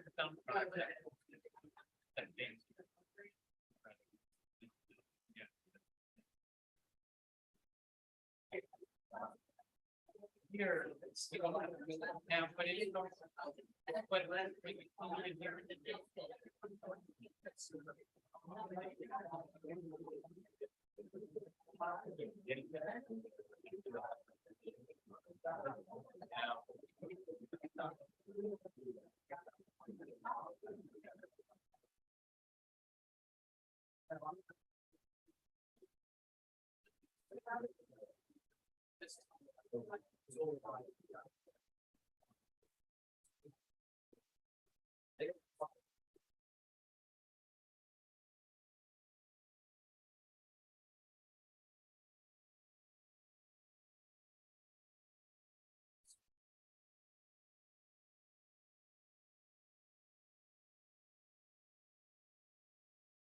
there's something that I don't know about that.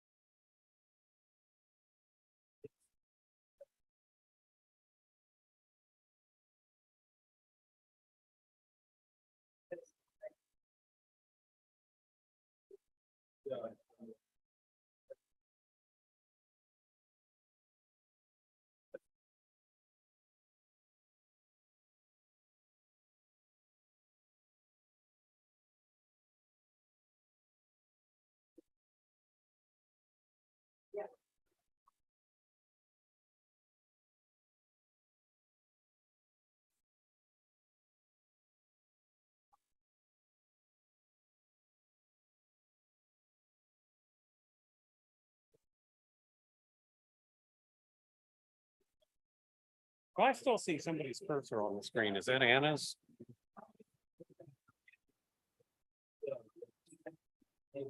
Yeah, I see it on the very edge of the bottom of her slide. So that might be hers. Okay, I'm at the podium, so I can check 1, 2, test 1, 2. Welcome to the LSIC fall meeting, October of 10, 2023. Can you hear me at all? I don't hear me coming out of the overhead, but you probably don't want me coming out of the speakers, do you? Test 1, 2, test 1, 2. Test 1, 2 on podium microphone. Test 1, 2, check 1, 2. I'll lean in a little bit just in case now. So that's not crackling. There it goes. There it goes. Yeah. Check 1, 2, check. So I'm wondering, you think that's like a DSP issue or something else? No, okay. Check 1, 2. Yeah. It's not an impedance issue, I'm certain of that, but. Okay, well, if yeah, we can try it, and if not, we'll stick with the handheld. The handout, someone gonna, I'm gonna, well, so it's holding the mic and flipping. Oh, you're doing that? I'm doing that. She's gonna use this, and I'm gonna turn this on for Walt. I'm doing it, but just here. Can I see this? Cause I know It's on. everyone out in the lobby, I know you can hear me. We're gonna get started again, guys. So if we could get everybody to settle down. We're gonna try our best to be on time. My mom voice. Raise your hand if you hear me.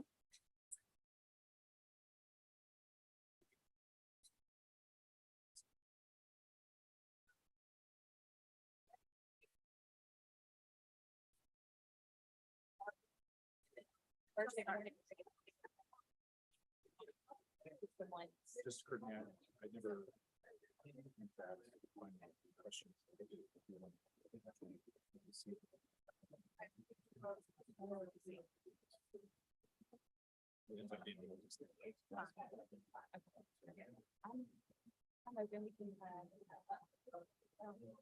I mean, everybody.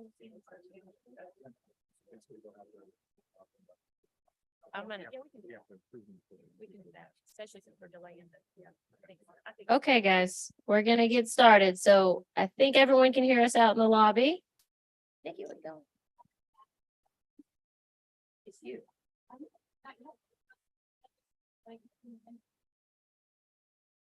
Brenda's giving me this. Brenda's giving me the roll with the punch. Okay, we're gonna take 2 or 3 more minutes. We'll go wrangle everybody.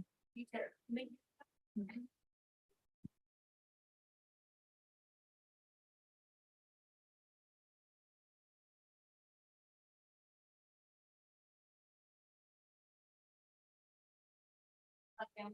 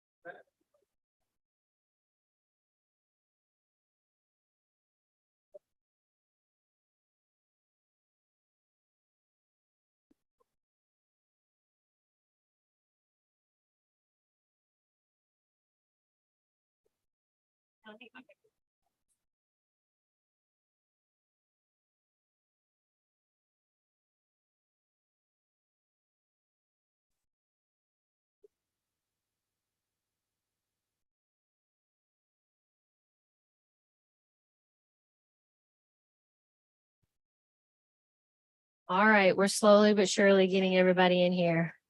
I don't know why we lie to ourselves and act like these 10-minute breaks are actually going to work. One of these days, we're gonna figure out how to actually get 15 minutes instead of the 10. I'm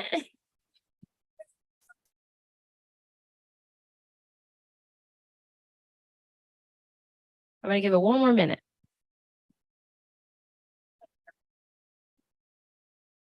I know.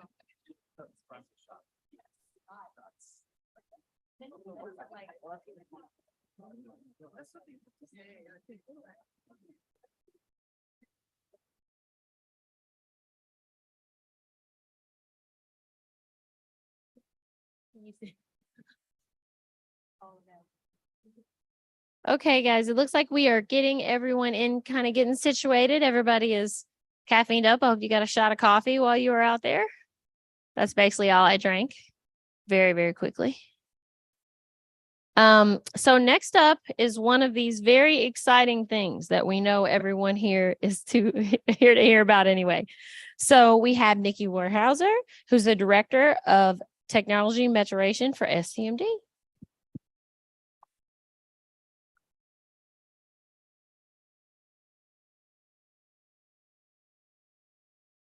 Okay, first let me check. I got a different mic. Let's see. Can y'all hear me? Okay. Can you hear me? Is it working? Okay. It's our different third mic. So good morning again. Okay, did everybody suck down the coffee? Are we recaffeinated now and ready to go? Woohoo, let me hear it again. All right. Good morning. It's good to see. I think we've got over 200 folks in the building and another 150 is not hearing it. It's not loud. Okay. You know, technology, it's tough. Yeah. Okay. If you need me to use the handheld, let me know. Is that working? Is that better? Okay, I'll try to talk loud too. All right, let me try again. Good morning. Did everybody get their caffeine, get recaffeinated? Everybody's good? Okay. All right, so I know y'all are wanting to get to the next speaker because we do have some exciting announcements this week, but I did want to just take a moment just to kind of touch base and get the pulse of the room. I think we have over 200 people here in person, another 150 or so or more now. It's climbing online. It's going up, Wes says. And it's really nice to see so many familiar faces as well as some new ones. Quick question I always like to ask, and I think we ask when you register too, just by a show of hands, how many folks here have worked with space tech before, NASA space tech in some way, some form? Excellent. So we've seen a pretty good mix of folks each meeting that have, as well as a good around 30% or so usually that have not. That was one of our intents, was to make sure we have a really kind of diverse, interactive group. So you heard Representative Lee's talk this morning in her passion talk, that was excellent, on why it's important we have space tech to help enable and foster these technological developments that we have to be able to explore the moon. And that is really the heart of why we created this consortium.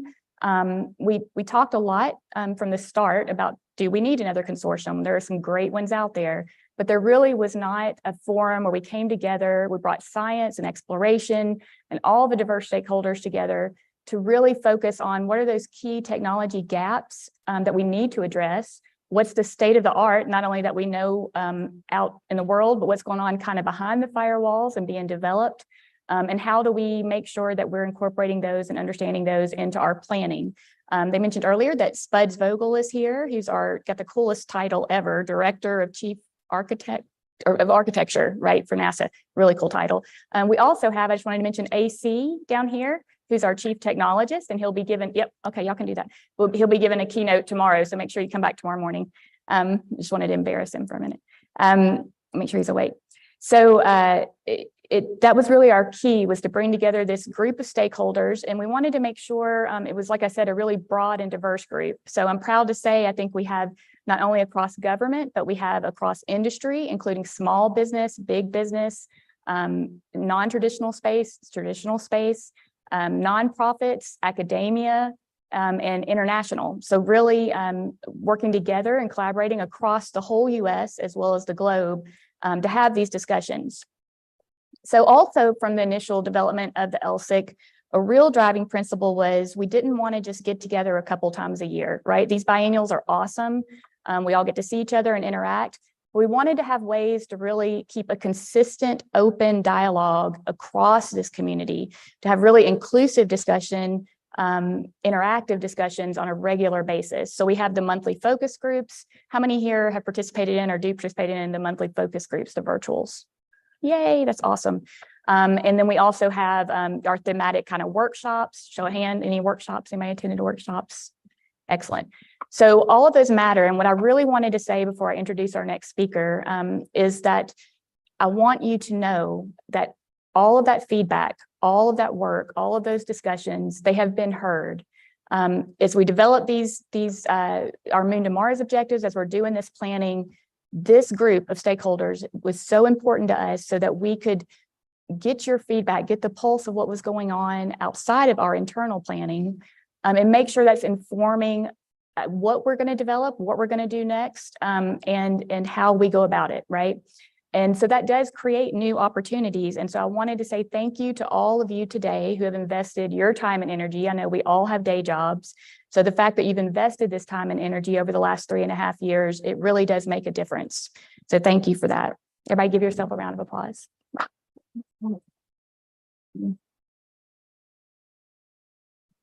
Okay, and so with no further ado, what I will say is that because of these investments, because of these discussions, we do have this week some not only exciting talks and panels, but several exciting announcements, with the first one today being from Walt England, who is our Deputy Associate Administrator for Programs in Space Tech. And then tomorrow also we'll have DARPA talking, which I think we've got some folks down here from DARPA. And that's the main part I just wanted to say. We're going to go to the moon and we're going to go together, and Walt's going to talk to you about how we might do that.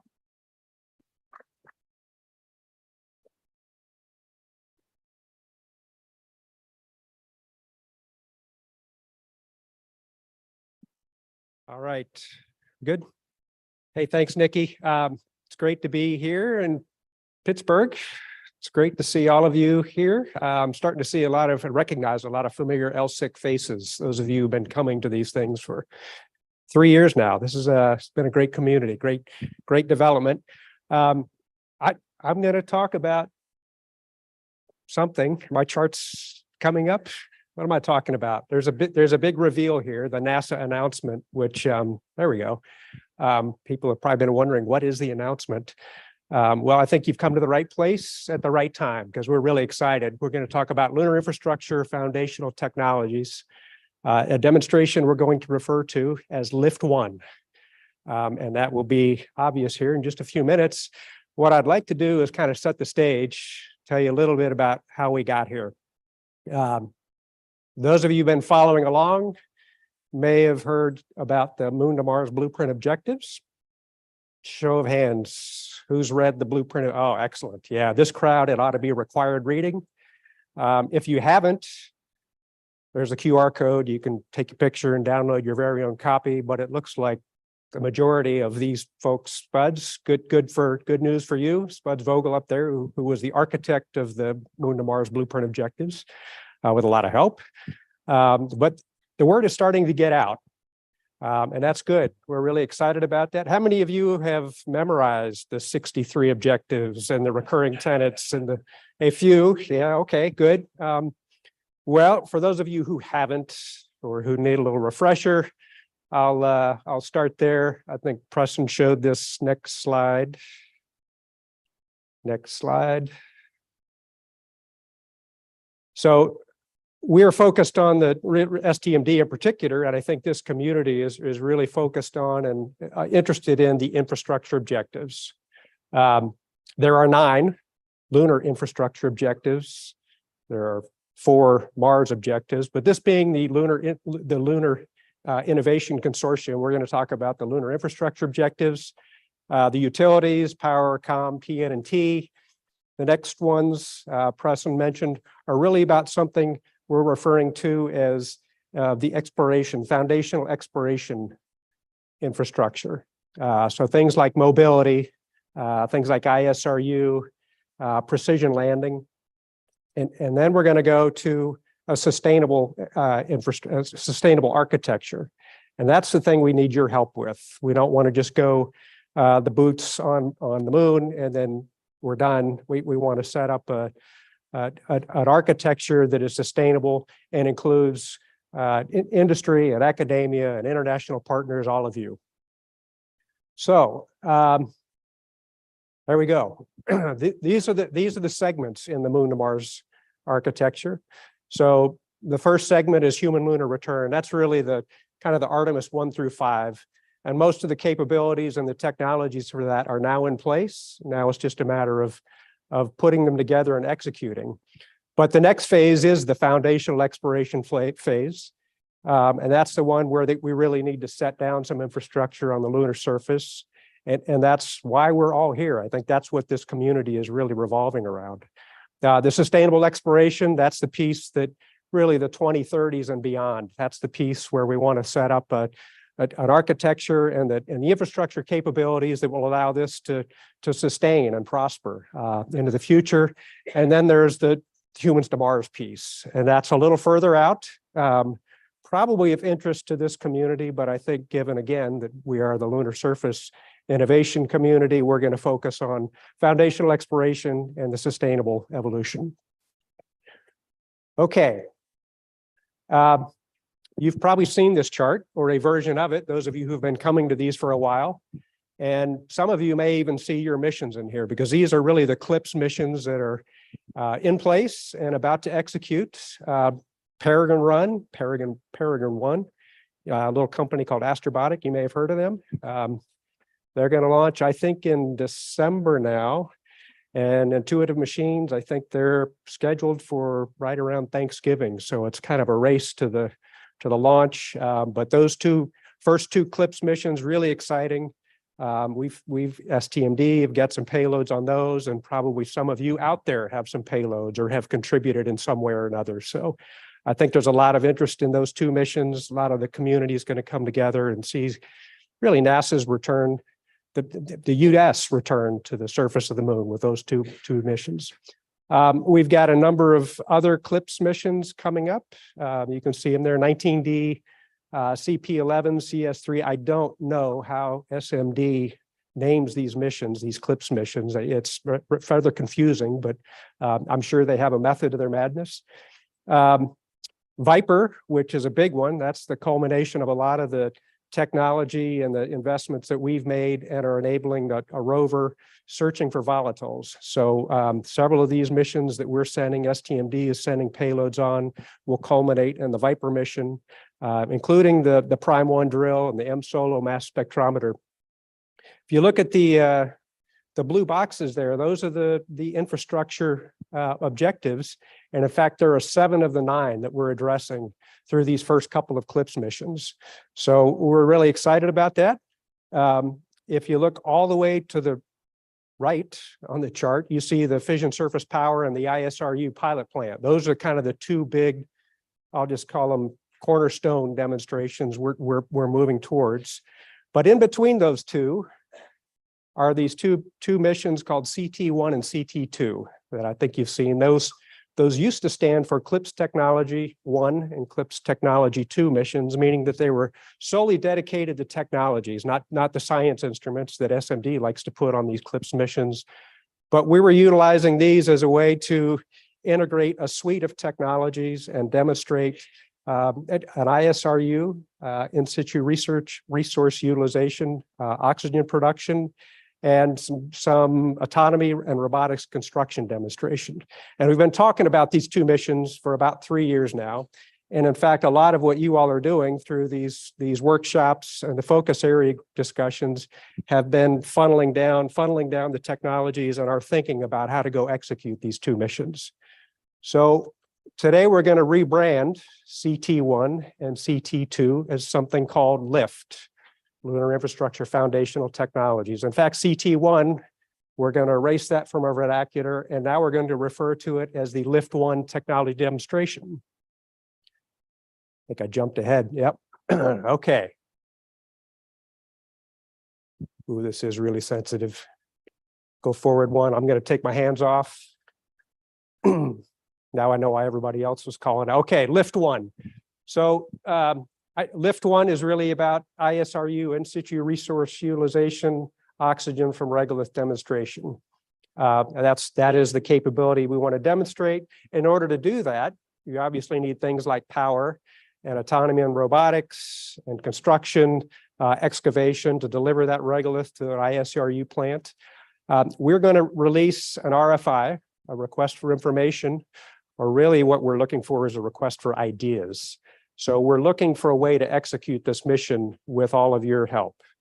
It's not going to be a traditional NASA procurement, at least our thinking is. We're not going to do it in a traditional NASA way.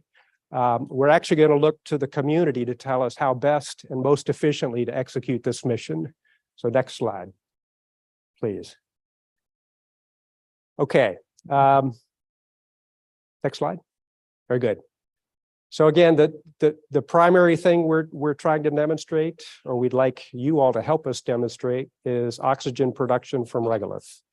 And that's really the only level 0 requirement we're going to specify. You have to demonstrate that you can produce oxygen on the surface of the moon. We're not going to tell you how to do it. We're not going to tell you what process to do it with. We just want you to demonstrate that it can be done and store a small amount of oxygen. And we want you all to figure out what the best way to do that is and help us figure out how to go sell that mission. Obviously, if you're going to do oxygen production from regolith, you're going to need things like power. You're going to need things like regolith collection and delivery. There are some other objectives that we might lay in there as sort of bonus objectives, but the only real hard requirement is sort of a level 0, produce some oxygen and show us that it can be done.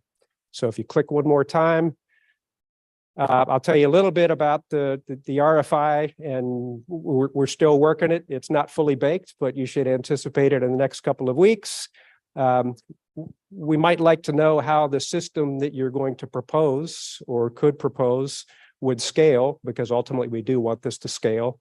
If you look at what we've done on Mars with the small MOXIE ISRU plant, it's producing grams of oxygen from CO2. Probably like a little more oxygen from regolith on this Lift 1 mission, but we want a system that does scale to what we call eventually industrial scale to produce hundreds, if not thousands of kilograms of oxygen. So we'd like some understanding of your system and the ability to scale. We'd like your ideas about an acquisition approach, because we are considering maybe just a turnkey system. We'll tell you, go produce 10 kilograms of oxygen on the surface of the moon, and you provide the launch, the lander, all the instruments, all the power, the entire system as a turnkey proposal. That's one option. We might look at other options where we hire an integrator to integrate all the systems together, and the community comes together with the systems that would go execute this mission. We'd be interested in knowing what you think NASA can do. There might be some NASA resources that you'd like to use. There are some investments with some of our NASA centers that are working some of these technologies, but we're really looking for you to tell us how best we can accomplish this mission. So we'll have more to say about that in the next couple of weeks through an RFI. And hopefully, if we can get some really good ideas and sell this to Congress and provide funding for it, we will go execute an RFP in the next year. We are targeting a 2027 demonstration. So that's not that far off. But we think with this community and the investments we've all made, and the meetings and the ideas that have fermented and come out of this community in the last 3 years, it's time to go do this. So we're really excited about the opportunity. If you go one more slide. I think most of you know our friends at DARPA are going to be here tomorrow. They have some announcements of their own. And then on Thursday, there's a panel session. I think if you go one more slide, have we got the QR code for the Slido? On Thursday, we're going to have a panel session and talk about the ideas that we have with this announcement for Lift 1, the DARPA folks and what they're doing, and we'll do some Q&A and answer questions about how all those things are intertwined and how we're going to go forward. So here's the Slido QR code. If you want to input questions, we'll give you a day or two to let this ferment, and you can think about questions you might want to ask us before we leave here. And hopefully we'll be able to go pull this all together and execute the Lift 1 mission and demonstrate ISRU on the surface of the moon. So with that, thank you very much. We're looking forward to your ideas, and I'm going to turn it back over to Jamie.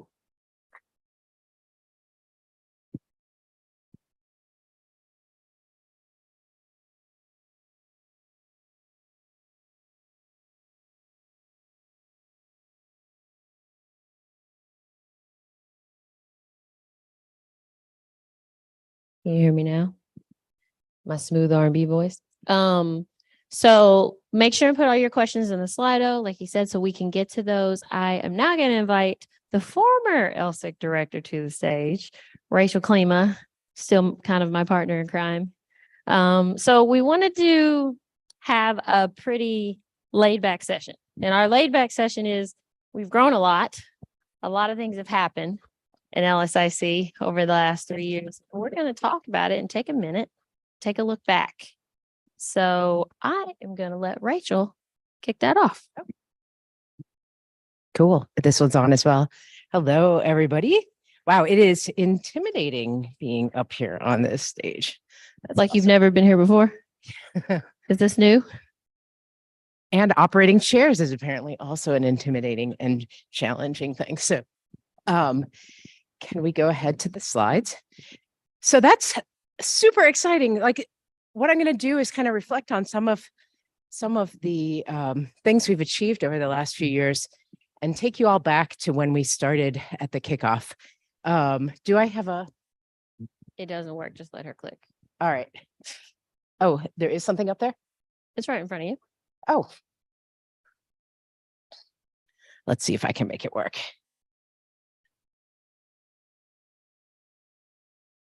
Oh, you're right. It is too sensitive. All right. So February 2020. How many folks were here at the kickoff? Is it just our team? No. A handful. All right. So when Nikki came to us and we started thinking about what we needed to do with LSIC, for those who weren't here at that time, she came with this idea that we needed to really, she wanted to open up communication between NASA, specifically NASA Space Technology Mission Directorate, and the general community, and really understand where were the gaps, where are people making investments, what's going on, so that NASA can really make the best use of the money that they have and really build a future economy, build a future community. And, so we worked together to basically think about how do we make this happen? So for those who were there in February of 2020, before the world fell apart, at our kickoff meeting, we brought together a bunch of people and we kind of hand invited folks that we knew that were in the lunar community throughout NASA, throughout academia, industry, and said, this is what we think we can provide. We didn't want to duplicate what was being done already. There were discussions going on at League. There was Ascend. There's places, there's outlets in the community where scientific presentations are shared, but we really wanted to figure out where is our niche? Where can we contribute? Because there's no point in having meetings if we're not doing something different and if we're not really helping things grow. So we sat down at that kickoff meeting and I was excited to get up there and do my first big fancy talk to the community. And there was a lot of energy, but then there was a lot of questions at the end, like, how are we going to keep this going? And it's really wild. Over the course of 3 years, we went from 200-ish people in that room to over 3,000 people. So we have participants that are engaging on a monthly basis, really talking about these questions.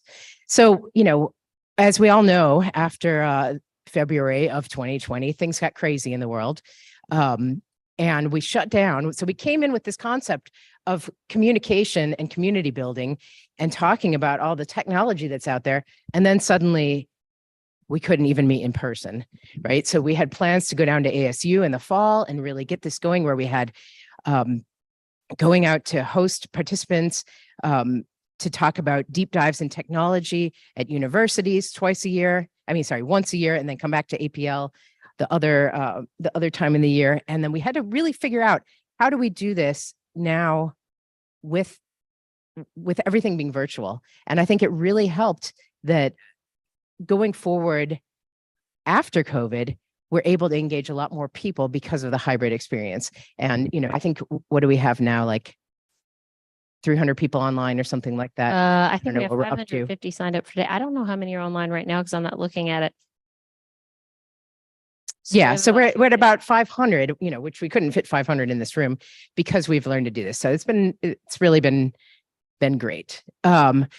So finally, after COVID, after we kind of built up this community and grew, we were able to meet back at Bowie State University in Maryland with all our masks on and our 150 person limit, which was great. It's nice when we can have kind of the banquet type setting and chat with everyone. I think we've become masters of hybrid meetings. I don't know if you guys, in your daily life, the hard parts, you know, it's easy to have a live meeting. It's hard to have a hybrid meeting. It's easier to pick one side. So that was my first LSIC meeting, was that fall meeting. And I remember it because I was like, man, they really got it together. They know what they're doing, which is great to see. Now you have to be the one that knows what Let's not talk about it. Excuse me. So just a couple more. So one of the things that we really wanted to do is to go out into universities and try to engage with the students there. And for those that were there with us last fall, we had fantastic tours at UTEP, and you're going to have more of that at through the tours at this meeting. So I hope that everyone takes a chance to engage with the students. And we're really excited that we're having, you know, sponsorships and making it possible for students to come to this meeting, because the one thing that we also have really tried to do, and we will continue to do, is not only to make this accessible through having the virtual component, but try to make it, keep the costs down and make it accessible for folks that want to come and network in person and get. You know, I want to put it out there. I said it earlier, but the students are so important, guys. So important to our workforce development, so important to everything we do, so important to the future of making all this happen. One thing we are going to try to do at our next follow-up meetings, because we've had a lot of interest of people who want to sponsor students, we're going to allow you, if you sign in to do your registration, maybe in the spring or the next fall, you can sponsor a student as well. So we're really trying to give you as many options as can to make sure we see all those faces. So then the last picture that I have on here kind of highlights the last spring meeting. So how many people here were at the spring meeting this year? All right, a little bit more. So this is our new folks. As this has grown, what's been really amazing is how much engagement we're getting across the entire government. You know, we started with a, you know, kind of this vision, going back to the moon, we want community involved, we want this discussion. And now we're at a point where the White House, oh dear. All right. Good. All right. Now you have no idea what I was saying. Where did I leave you? So yeah, we're at a point now where we have engagement from the White House. We have, you know, this clear framework that we're building to as far as the driving requirements and like these overarching goals. And we have other agencies, especially DARPA, that is involved in really trying to make this a reality. So I think it's take a minute to reflect on, you know, that 3 years ago. All right, we can make this work. 3 years ago, we were like, we're going, but what does that even mean? What does sustainable mean? What does all this mean? Now we're really digging in, and we can look at the key problems and actually like look at this RFI for the upcoming mission. This is crazy. So I'm really excited to be a part of this. Even though I'm sitting down, which is making me a little bit like not as dynamic as I would like to be. It's really kind of mind blowing where we're at with this. So there's a little photo shoot for all of you to think back on some of the meetings we've been through. So anyway, the concept of LSIC originally was to bring folks together, and we had 4 goals, right? So we wanted to look at the technology, assess the readiness of these systems and the components, and then be able to talk with NASA and make recommendations for this cohesive and executable strategy to really roll this out. Now, the first 3 years, especially coming from my perspective as a lunar scientist and someone that was heavily involved in the lunar science community, was to say, okay, what have we done? How do we take all the lessons from Apollo? How do we take everything that we've gathered in the vast amount of data from the Lunar Reconnaissance Orbiter, from Chandrayaan, from all of the missions that have gone on over the last few decades? or more than a few decades, 50 years, but and then the more recent ramp up with orbital data. How do we make sure that the technology community has access to these and understands the challenges, but doesn't have to duplicate a lot of the work that was going on? So that was sort of my role coming from the science perspective, was how do we get those resources together? How do we connect people with them and make sure that we're making steps forward rather than kind of churning on that? And then something that was extremely important to me with the community too was how do we reach out and engage people throughout the United States and throughout the world and bring them along on this journey? Because I think that's one of the biggest things that impressed me with meeting Nikki and working with SCMD, is that it's about more than just NASA, and it's about more than just the super fans of space. It is about building a future economy that's going to bring prosperity to all of the people that are involved in it, and really help us to build not just things, but build this joint effort across humanity to bring us back to the moon. So it's been really exciting to be a part of that and to try to go to places like CCAC in Pittsburgh, like going down to UTEP, like going to Bowie, and engage people that are not necessarily the key power players that have always been involved in this effort, and make sure that they have a place, and that any student across the United States that says, I like space, I like to look up at the moon, I'd like to be involved, has a pathway to do it. So, I encourage those of you who are out there and maybe not signed up, or who, talk to neighbors that are excited, get people involved, because we have high school students that call into our meetings. Those are the people that are going to be doing this in 10, 20 years.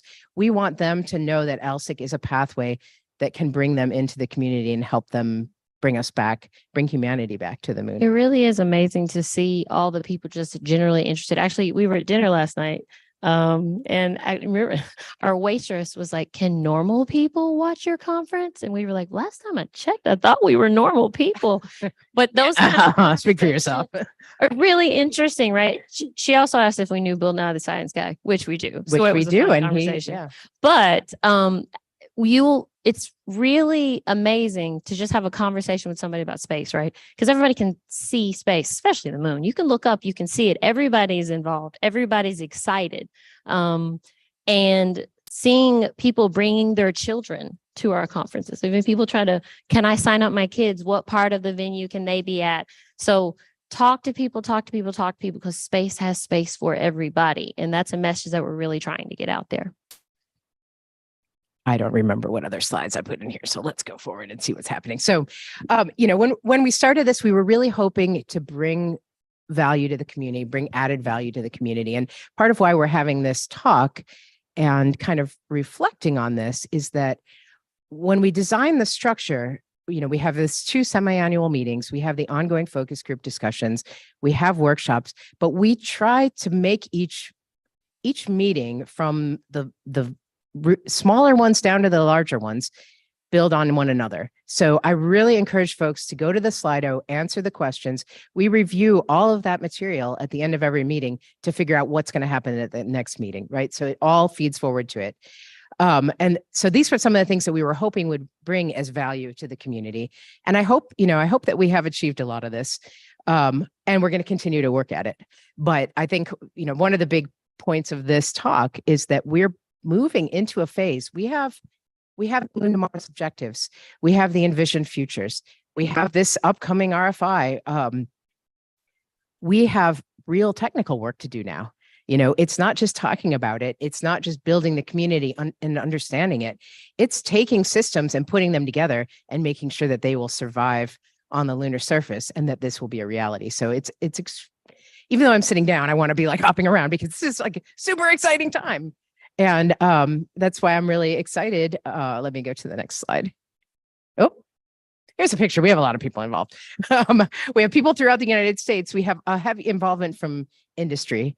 We have a very robust involvement from academia, and then government. That wedge there counts NASA as like 1 or 2 places, basically. So that's still a pretty hefty wedge of government engagement through other agencies and even governments outside of the U.S. and then the nonprofits. So we've got a lot of people talking about this. Let's build it forward and really make sure that we're achieving our goals. You want to talk while or should I go to the next slide? You can go ahead. I'm looking at this slide thinking it's probably already outdated. I promise we get literally new members every day. I think I saw like 7 yesterday, so I'm pretty sure we're probably getting closer to the 4,000 mark at this mark. Yeah. Yeah. So for those who aren't familiar with some of the tools that we have out online, that was one of the other really big objectives over the first 2 years, is to kind of centralize some of the resources and build resources where there weren't any. So there were roadmaps out there. There's a lot of information out through the LUG. Why did I say LUG? Lunar Exploration and Analysis Group, that helps kind of understand what science resources are out there and exploration plans from the community. One of the things that has been Josh Cahill actually spearheaded was setting up this Access to Space website, which you can get to from the LSIC website, to help connect the economic side of things, to help people with payloads or space on CLIPS landers or other landings connect with folks. We've tried to, we do a periodic newsletter where we allow, we invite people from the community to do feature articles to talk about what they have going on. So we're trying to not only have the meetings going on, but have kind of this asynchronous information available for those that can't be here. One of the other big things that we did a lot of work on was looking at lunar simulants. So, and lunar proving grounds, these kind of things. How do you test your technologies with the right materials? So I'm a geologist, and for me, I think about it a lot as the composition of the materials, which is, it's important if you're doing things like sintering of regolith or, trying to actually process the materials. You want a very good chemical analog for what you're working with.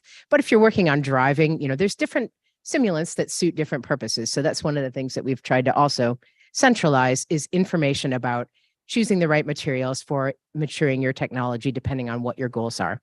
And one of the most recent things, sorry, do you want to talk about it? No, I think Elena is here somewhere today. The eclipse that we have on there is one of our newest things that we're going to have. Oh, there she is, coming out to give people an idea about engineering for the moon, right? Really, what do the environments look like? I'm an environmental engineer. Well, I'm a radiation engineer, but I'm an environmental engineer by nature. And a lot of stuff we've got from the community isn't per se saying, what is the environment? It's saying, why do I care? How does it affect my hardware? So we wanted to put together something to say, okay, these are the things that you need to worry about when developing hardware, not necessarily it's cold. Okay, it's cold. Why do I care that it's cold? So really addressing what you need to do for that progression. So that's going to come out soon. And a lot of this, really everything on this page came from feedback, guys. We're not doing things that we don't think you would like or you don't need as a community. So again, Slido feedback all the time, because we want to know where the gaps are. Is it a knowledge gap? Is it a software gap? What do we need to attack next? And that was the next thing on our list. That's right. All right. So one of the other big things that we have done over the last few years, and just if you've missed any of these, we keep everything on the website. So you can go back and read about them. You can watch the videos from a lot of them. If you note on this list, which is in kind of roughly chronological order, when we started with our technical workshops, a lot of it was about understanding the supply and demand case. So understanding for, the 60% of our members who are coming from industry, what is that future? Who are my buyers? It's not only going to be NASA. That's one of the biggest parts of this. Who's going to drive that lunar economy? Who's going to be buying the materials that we create? And who's going to be creating the resources that we need in order for our technologies to survive? I am still on. Okay. So just kind of looking down that list, from the in situ resource utilization, supply and demand case, up to the actually producing the metals, to using them in excavation and construction. And then a lot of the others also centered on things like taking the data sets that are out there from LRO, understanding how you can do precision mapping, how you can understand the dust environment from a lot of the data that have been collected.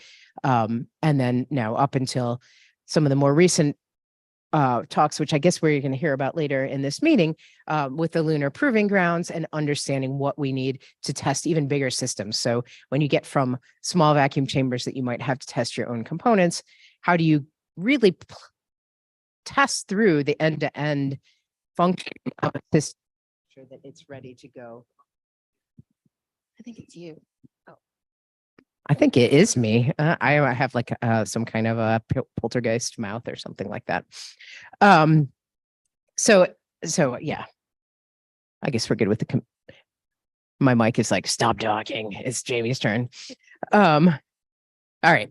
So I flipped this here because this is the important part here is we're doing this handoff and it's very hard and bittersweet for me as former director to kind of pass the torch, but I think this is a really important time to have someone with an engineering mind at the helm of LSIC and to really carry this forward and be able to ask the hard questions about the system's performance and the environment and how the systems will function on the lunar surface. So I guess this is kind of my like swan song presentation, but it's, I will be here and be involved and helping with the lunar science side of things. But I think this is the time for us to really, really dig in and make this thing work. And in 10 years, be like having cocktails on the moon or whatever. No. A lot of this, and Rachel hit on it earlier, where we were able to tackle the last two in the first couple of years, especially with the way not the government, COVID shut everything down. Attacking these first two have been a big part of feedback that we've gotten from you guys.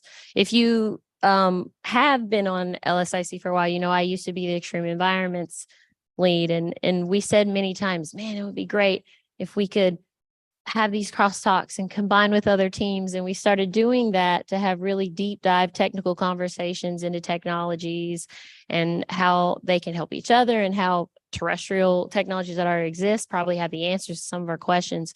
So I'm really excited about the idea of hearing from you guys of how we want to attack this. Where do we want to go here? And so over probably the next couple of months, we'll try to have conversations to see what the community wants to see. We've grown so much, we've gotten so big, and now we're kind of tackling these technical demands. And how do we want to do that together? So I'm excited, but Rachel's not going anywhere. She acts like she's going somewhere, but she's not going anywhere. She's going to stay here. I'm going to go sit in the audience for the rest of it. It's going to be fantastic. What's up? Do you have a next slide? No, my next slide is the APL, the moon thing. So we can leave it up here. We have time to take questions, but I'll be honest. Oh no, I won't be honest. People are waving at me. Real quick, so I still have a mic, so it's dangerous. Ooh, Nikki's like mic'd from the I audience. just wanted to say, we could take a minute too, if we could have our APL focus group leads, or any of our leads for this effort and from APL and our NASA PTs and SCLs that have put in a lot of work and worked with APL on this, stand up if you could, just so we kind of see people in the room here. John's got it. Kevin, stand up. Kevin Somerville, stand up.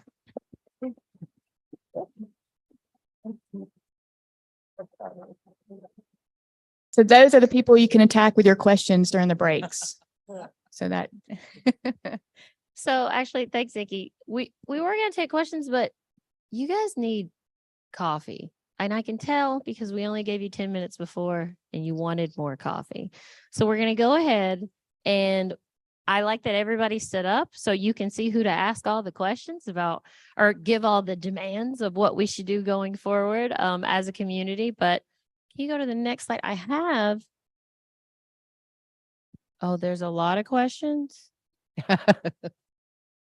Okay. Are they good questions? Do we have time? Are they stressful questions or are they? Okay. Let's ask a question. Sure. Who's going to ask us? Who's going to ask us questions? I think it's Josh. It doesn't work. Bear with me. I'm on Slido. Let's see. Okay.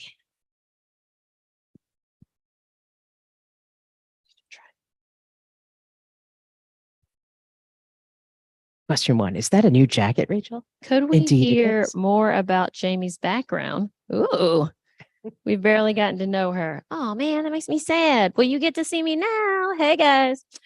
So my name is Jamie Porter. I have a PhD in nuclear engineering from the University of Tennessee, which is the greatest school in the country. Just going to put that out there.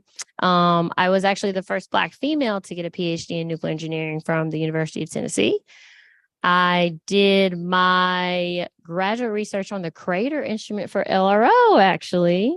I've been at APL about 9 years now, and I am wearing this hat as the LSIC director, as well as I am the assistant group supervisor for space environmental effects, which covers contamination control, radiation, charging, materials and processes, component engineering, EMI, EMC, and someone that's probably going to get mad at me that I forgot their specialty, and I apologize for that. As well as I have worked as a lead radiation engineer for Europa Clipper. I am currently the lead radiation engineer for the Dragonfly mission. So I've dabbled in Jupiter and I've dabbled in the moon. So she's wicked smart is what she's saying.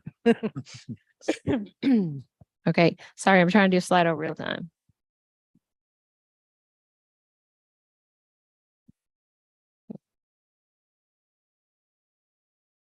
Oh, this one's good for you. Could you discuss the role of the international community and partnerships in LSIC? Sure.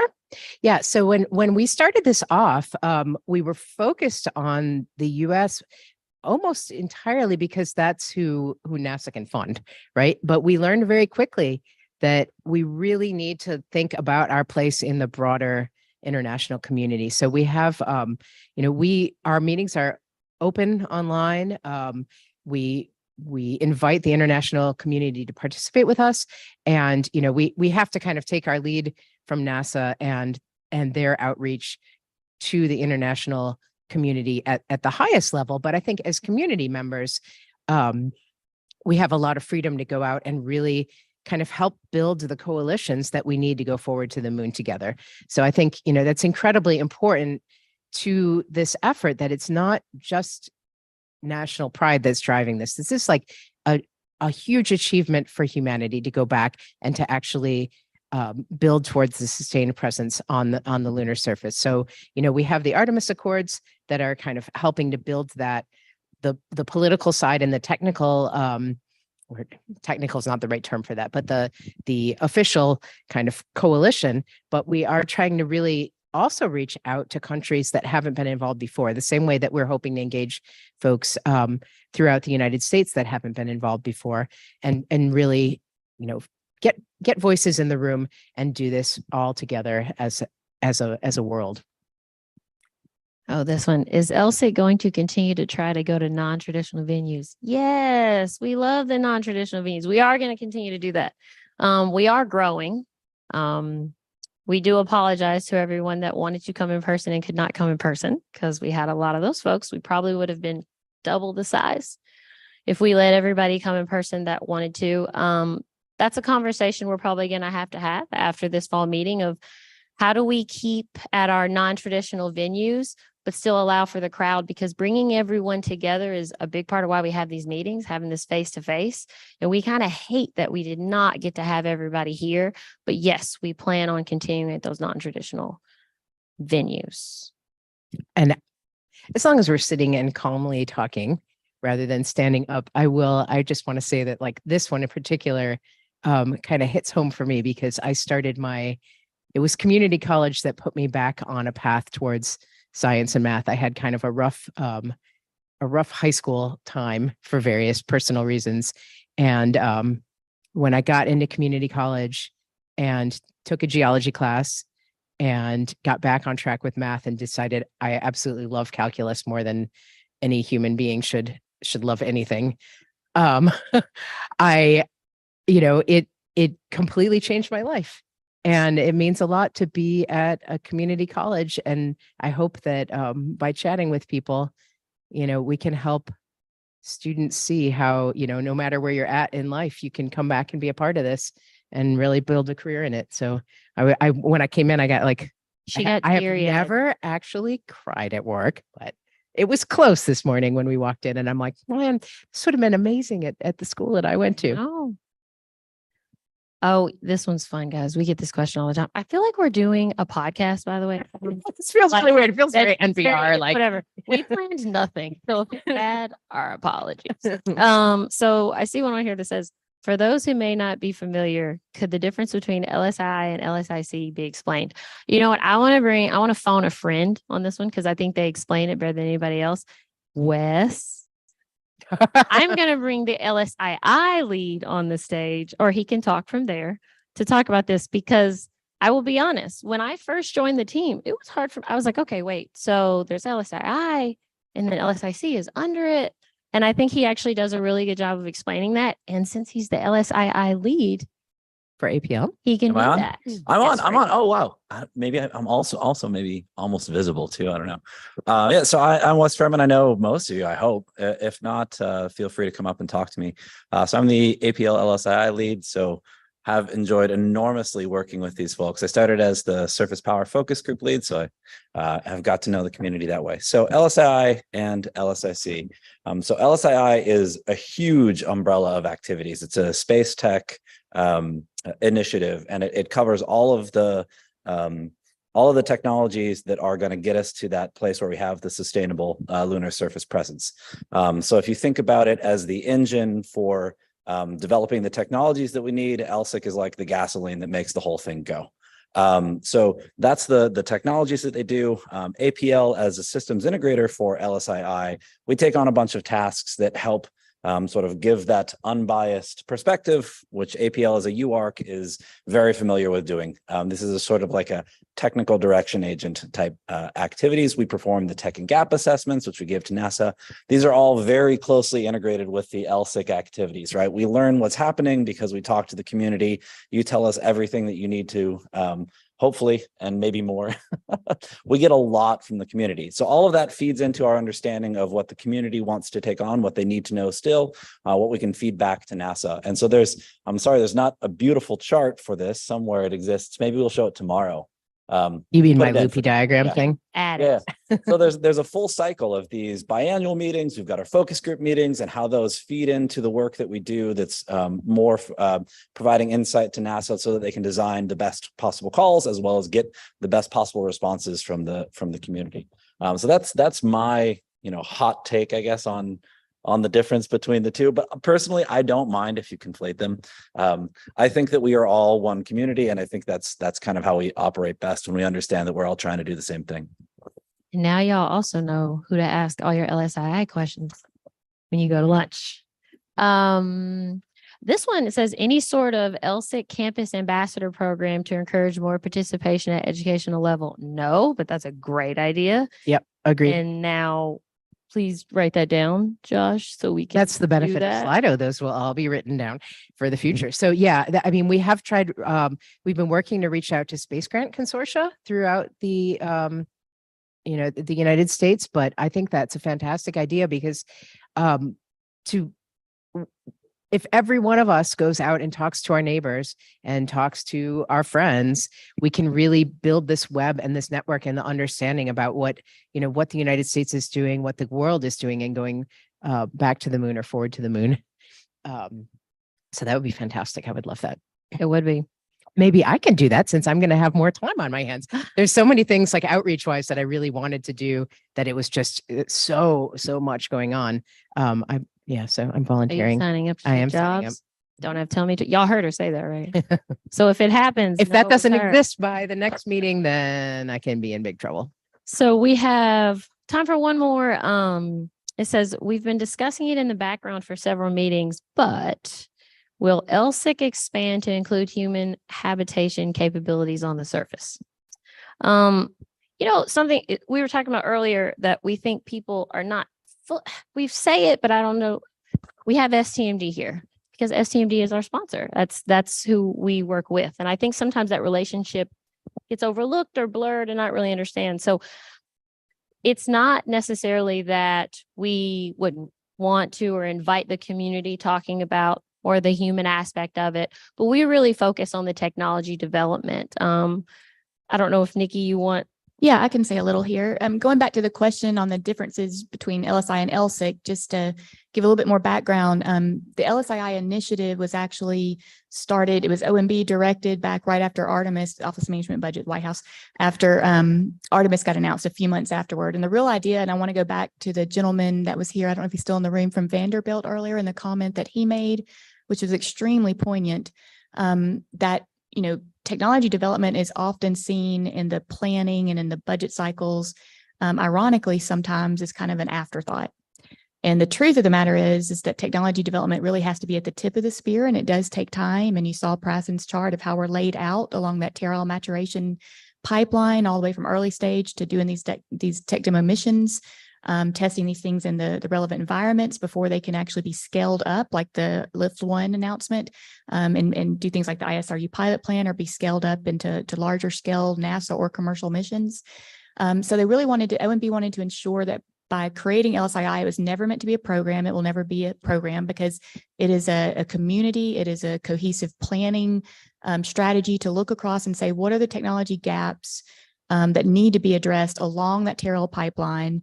And how do we make sure that somebody's watching to make sure we're working these across different programs within space tech, different mission directorates within NASA, and importantly, with the external community, that we are literally a team building this to go together. And so that's why the LSIC was such an important extension of LSI. That is our reach out to this larger group and team, so that it does inform and help develop and create things like the Lift RFI that Walt had mentioned. So that's just a very important thing to mention. What was the habitats. So we do, Walt showed actually the 4 categories. What did you call them? The elements, I guess, of the Moon to Mars objectives. Right, in 6 segments, thank you. And so there's the habitation side, right? So we're really focused here, like Walt said, more on the lunar infrastructure. We've got the 6 capability areas that align with the focus groups. That does not mean, however, that we don't work closely with ESDMD, our Exploration Systems Mission Directorate, who's leading that, and our Science Mission Directorate folks on their segments. That's all across community that we mentioned, like SPUDS is leading and developing those Moon to Mars objectives. So of course, we have cross-cutting technologies, autonomy, robotics, power, all these things that feed into that. But we don't have a separate focus group here, or don't intend to. And mostly STMD focuses for things like our habitats and environmental control life support systems, larger scale mobility, things like that. We focus mostly on the lower TRL part. And the ESTMD folks focus more on their end of the development for the higher TRL for the mission infusion. Hope that helps. Thank you. Okay, I tried to give you all that 10 minutes back. It didn't work, but they were really good questions.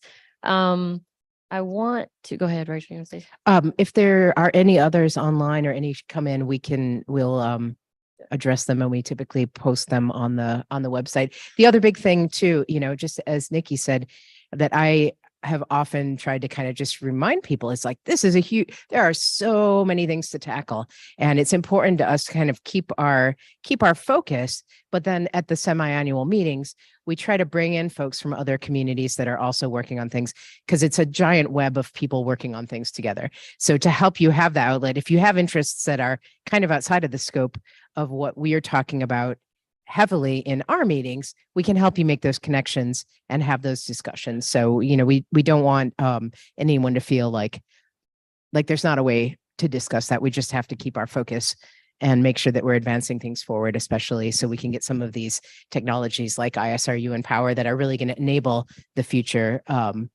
get those the focus that they need. All right, guys, we are getting ready for lunch. I do want to highlight things up here, Caterpillars out there. So go in so you can win the competition. I don't know what the prize is, but I'm super competitive and I just like to win everything. And if you're like me, go out there and do that. It might be a little busy, but they'll be here all day, so you can do it whenever. Please don't forget about the Stippy Roundtable. That is the wrong new room number. It is break room 5, but it is not 310. I think it's 316, but it's upstairs, so you should be able to find them. And that starts at 12:30. And if you want to take your lunch in there and meet with them and answer all the questions, feel free. You can eat up there. The booths are on the 3rd floor. They are here. They will be here during lunch. You could go sneak peek at the posters if you wanted downstairs. They're here as well. And then get ready for those tours, and we will see you in 90 minutes.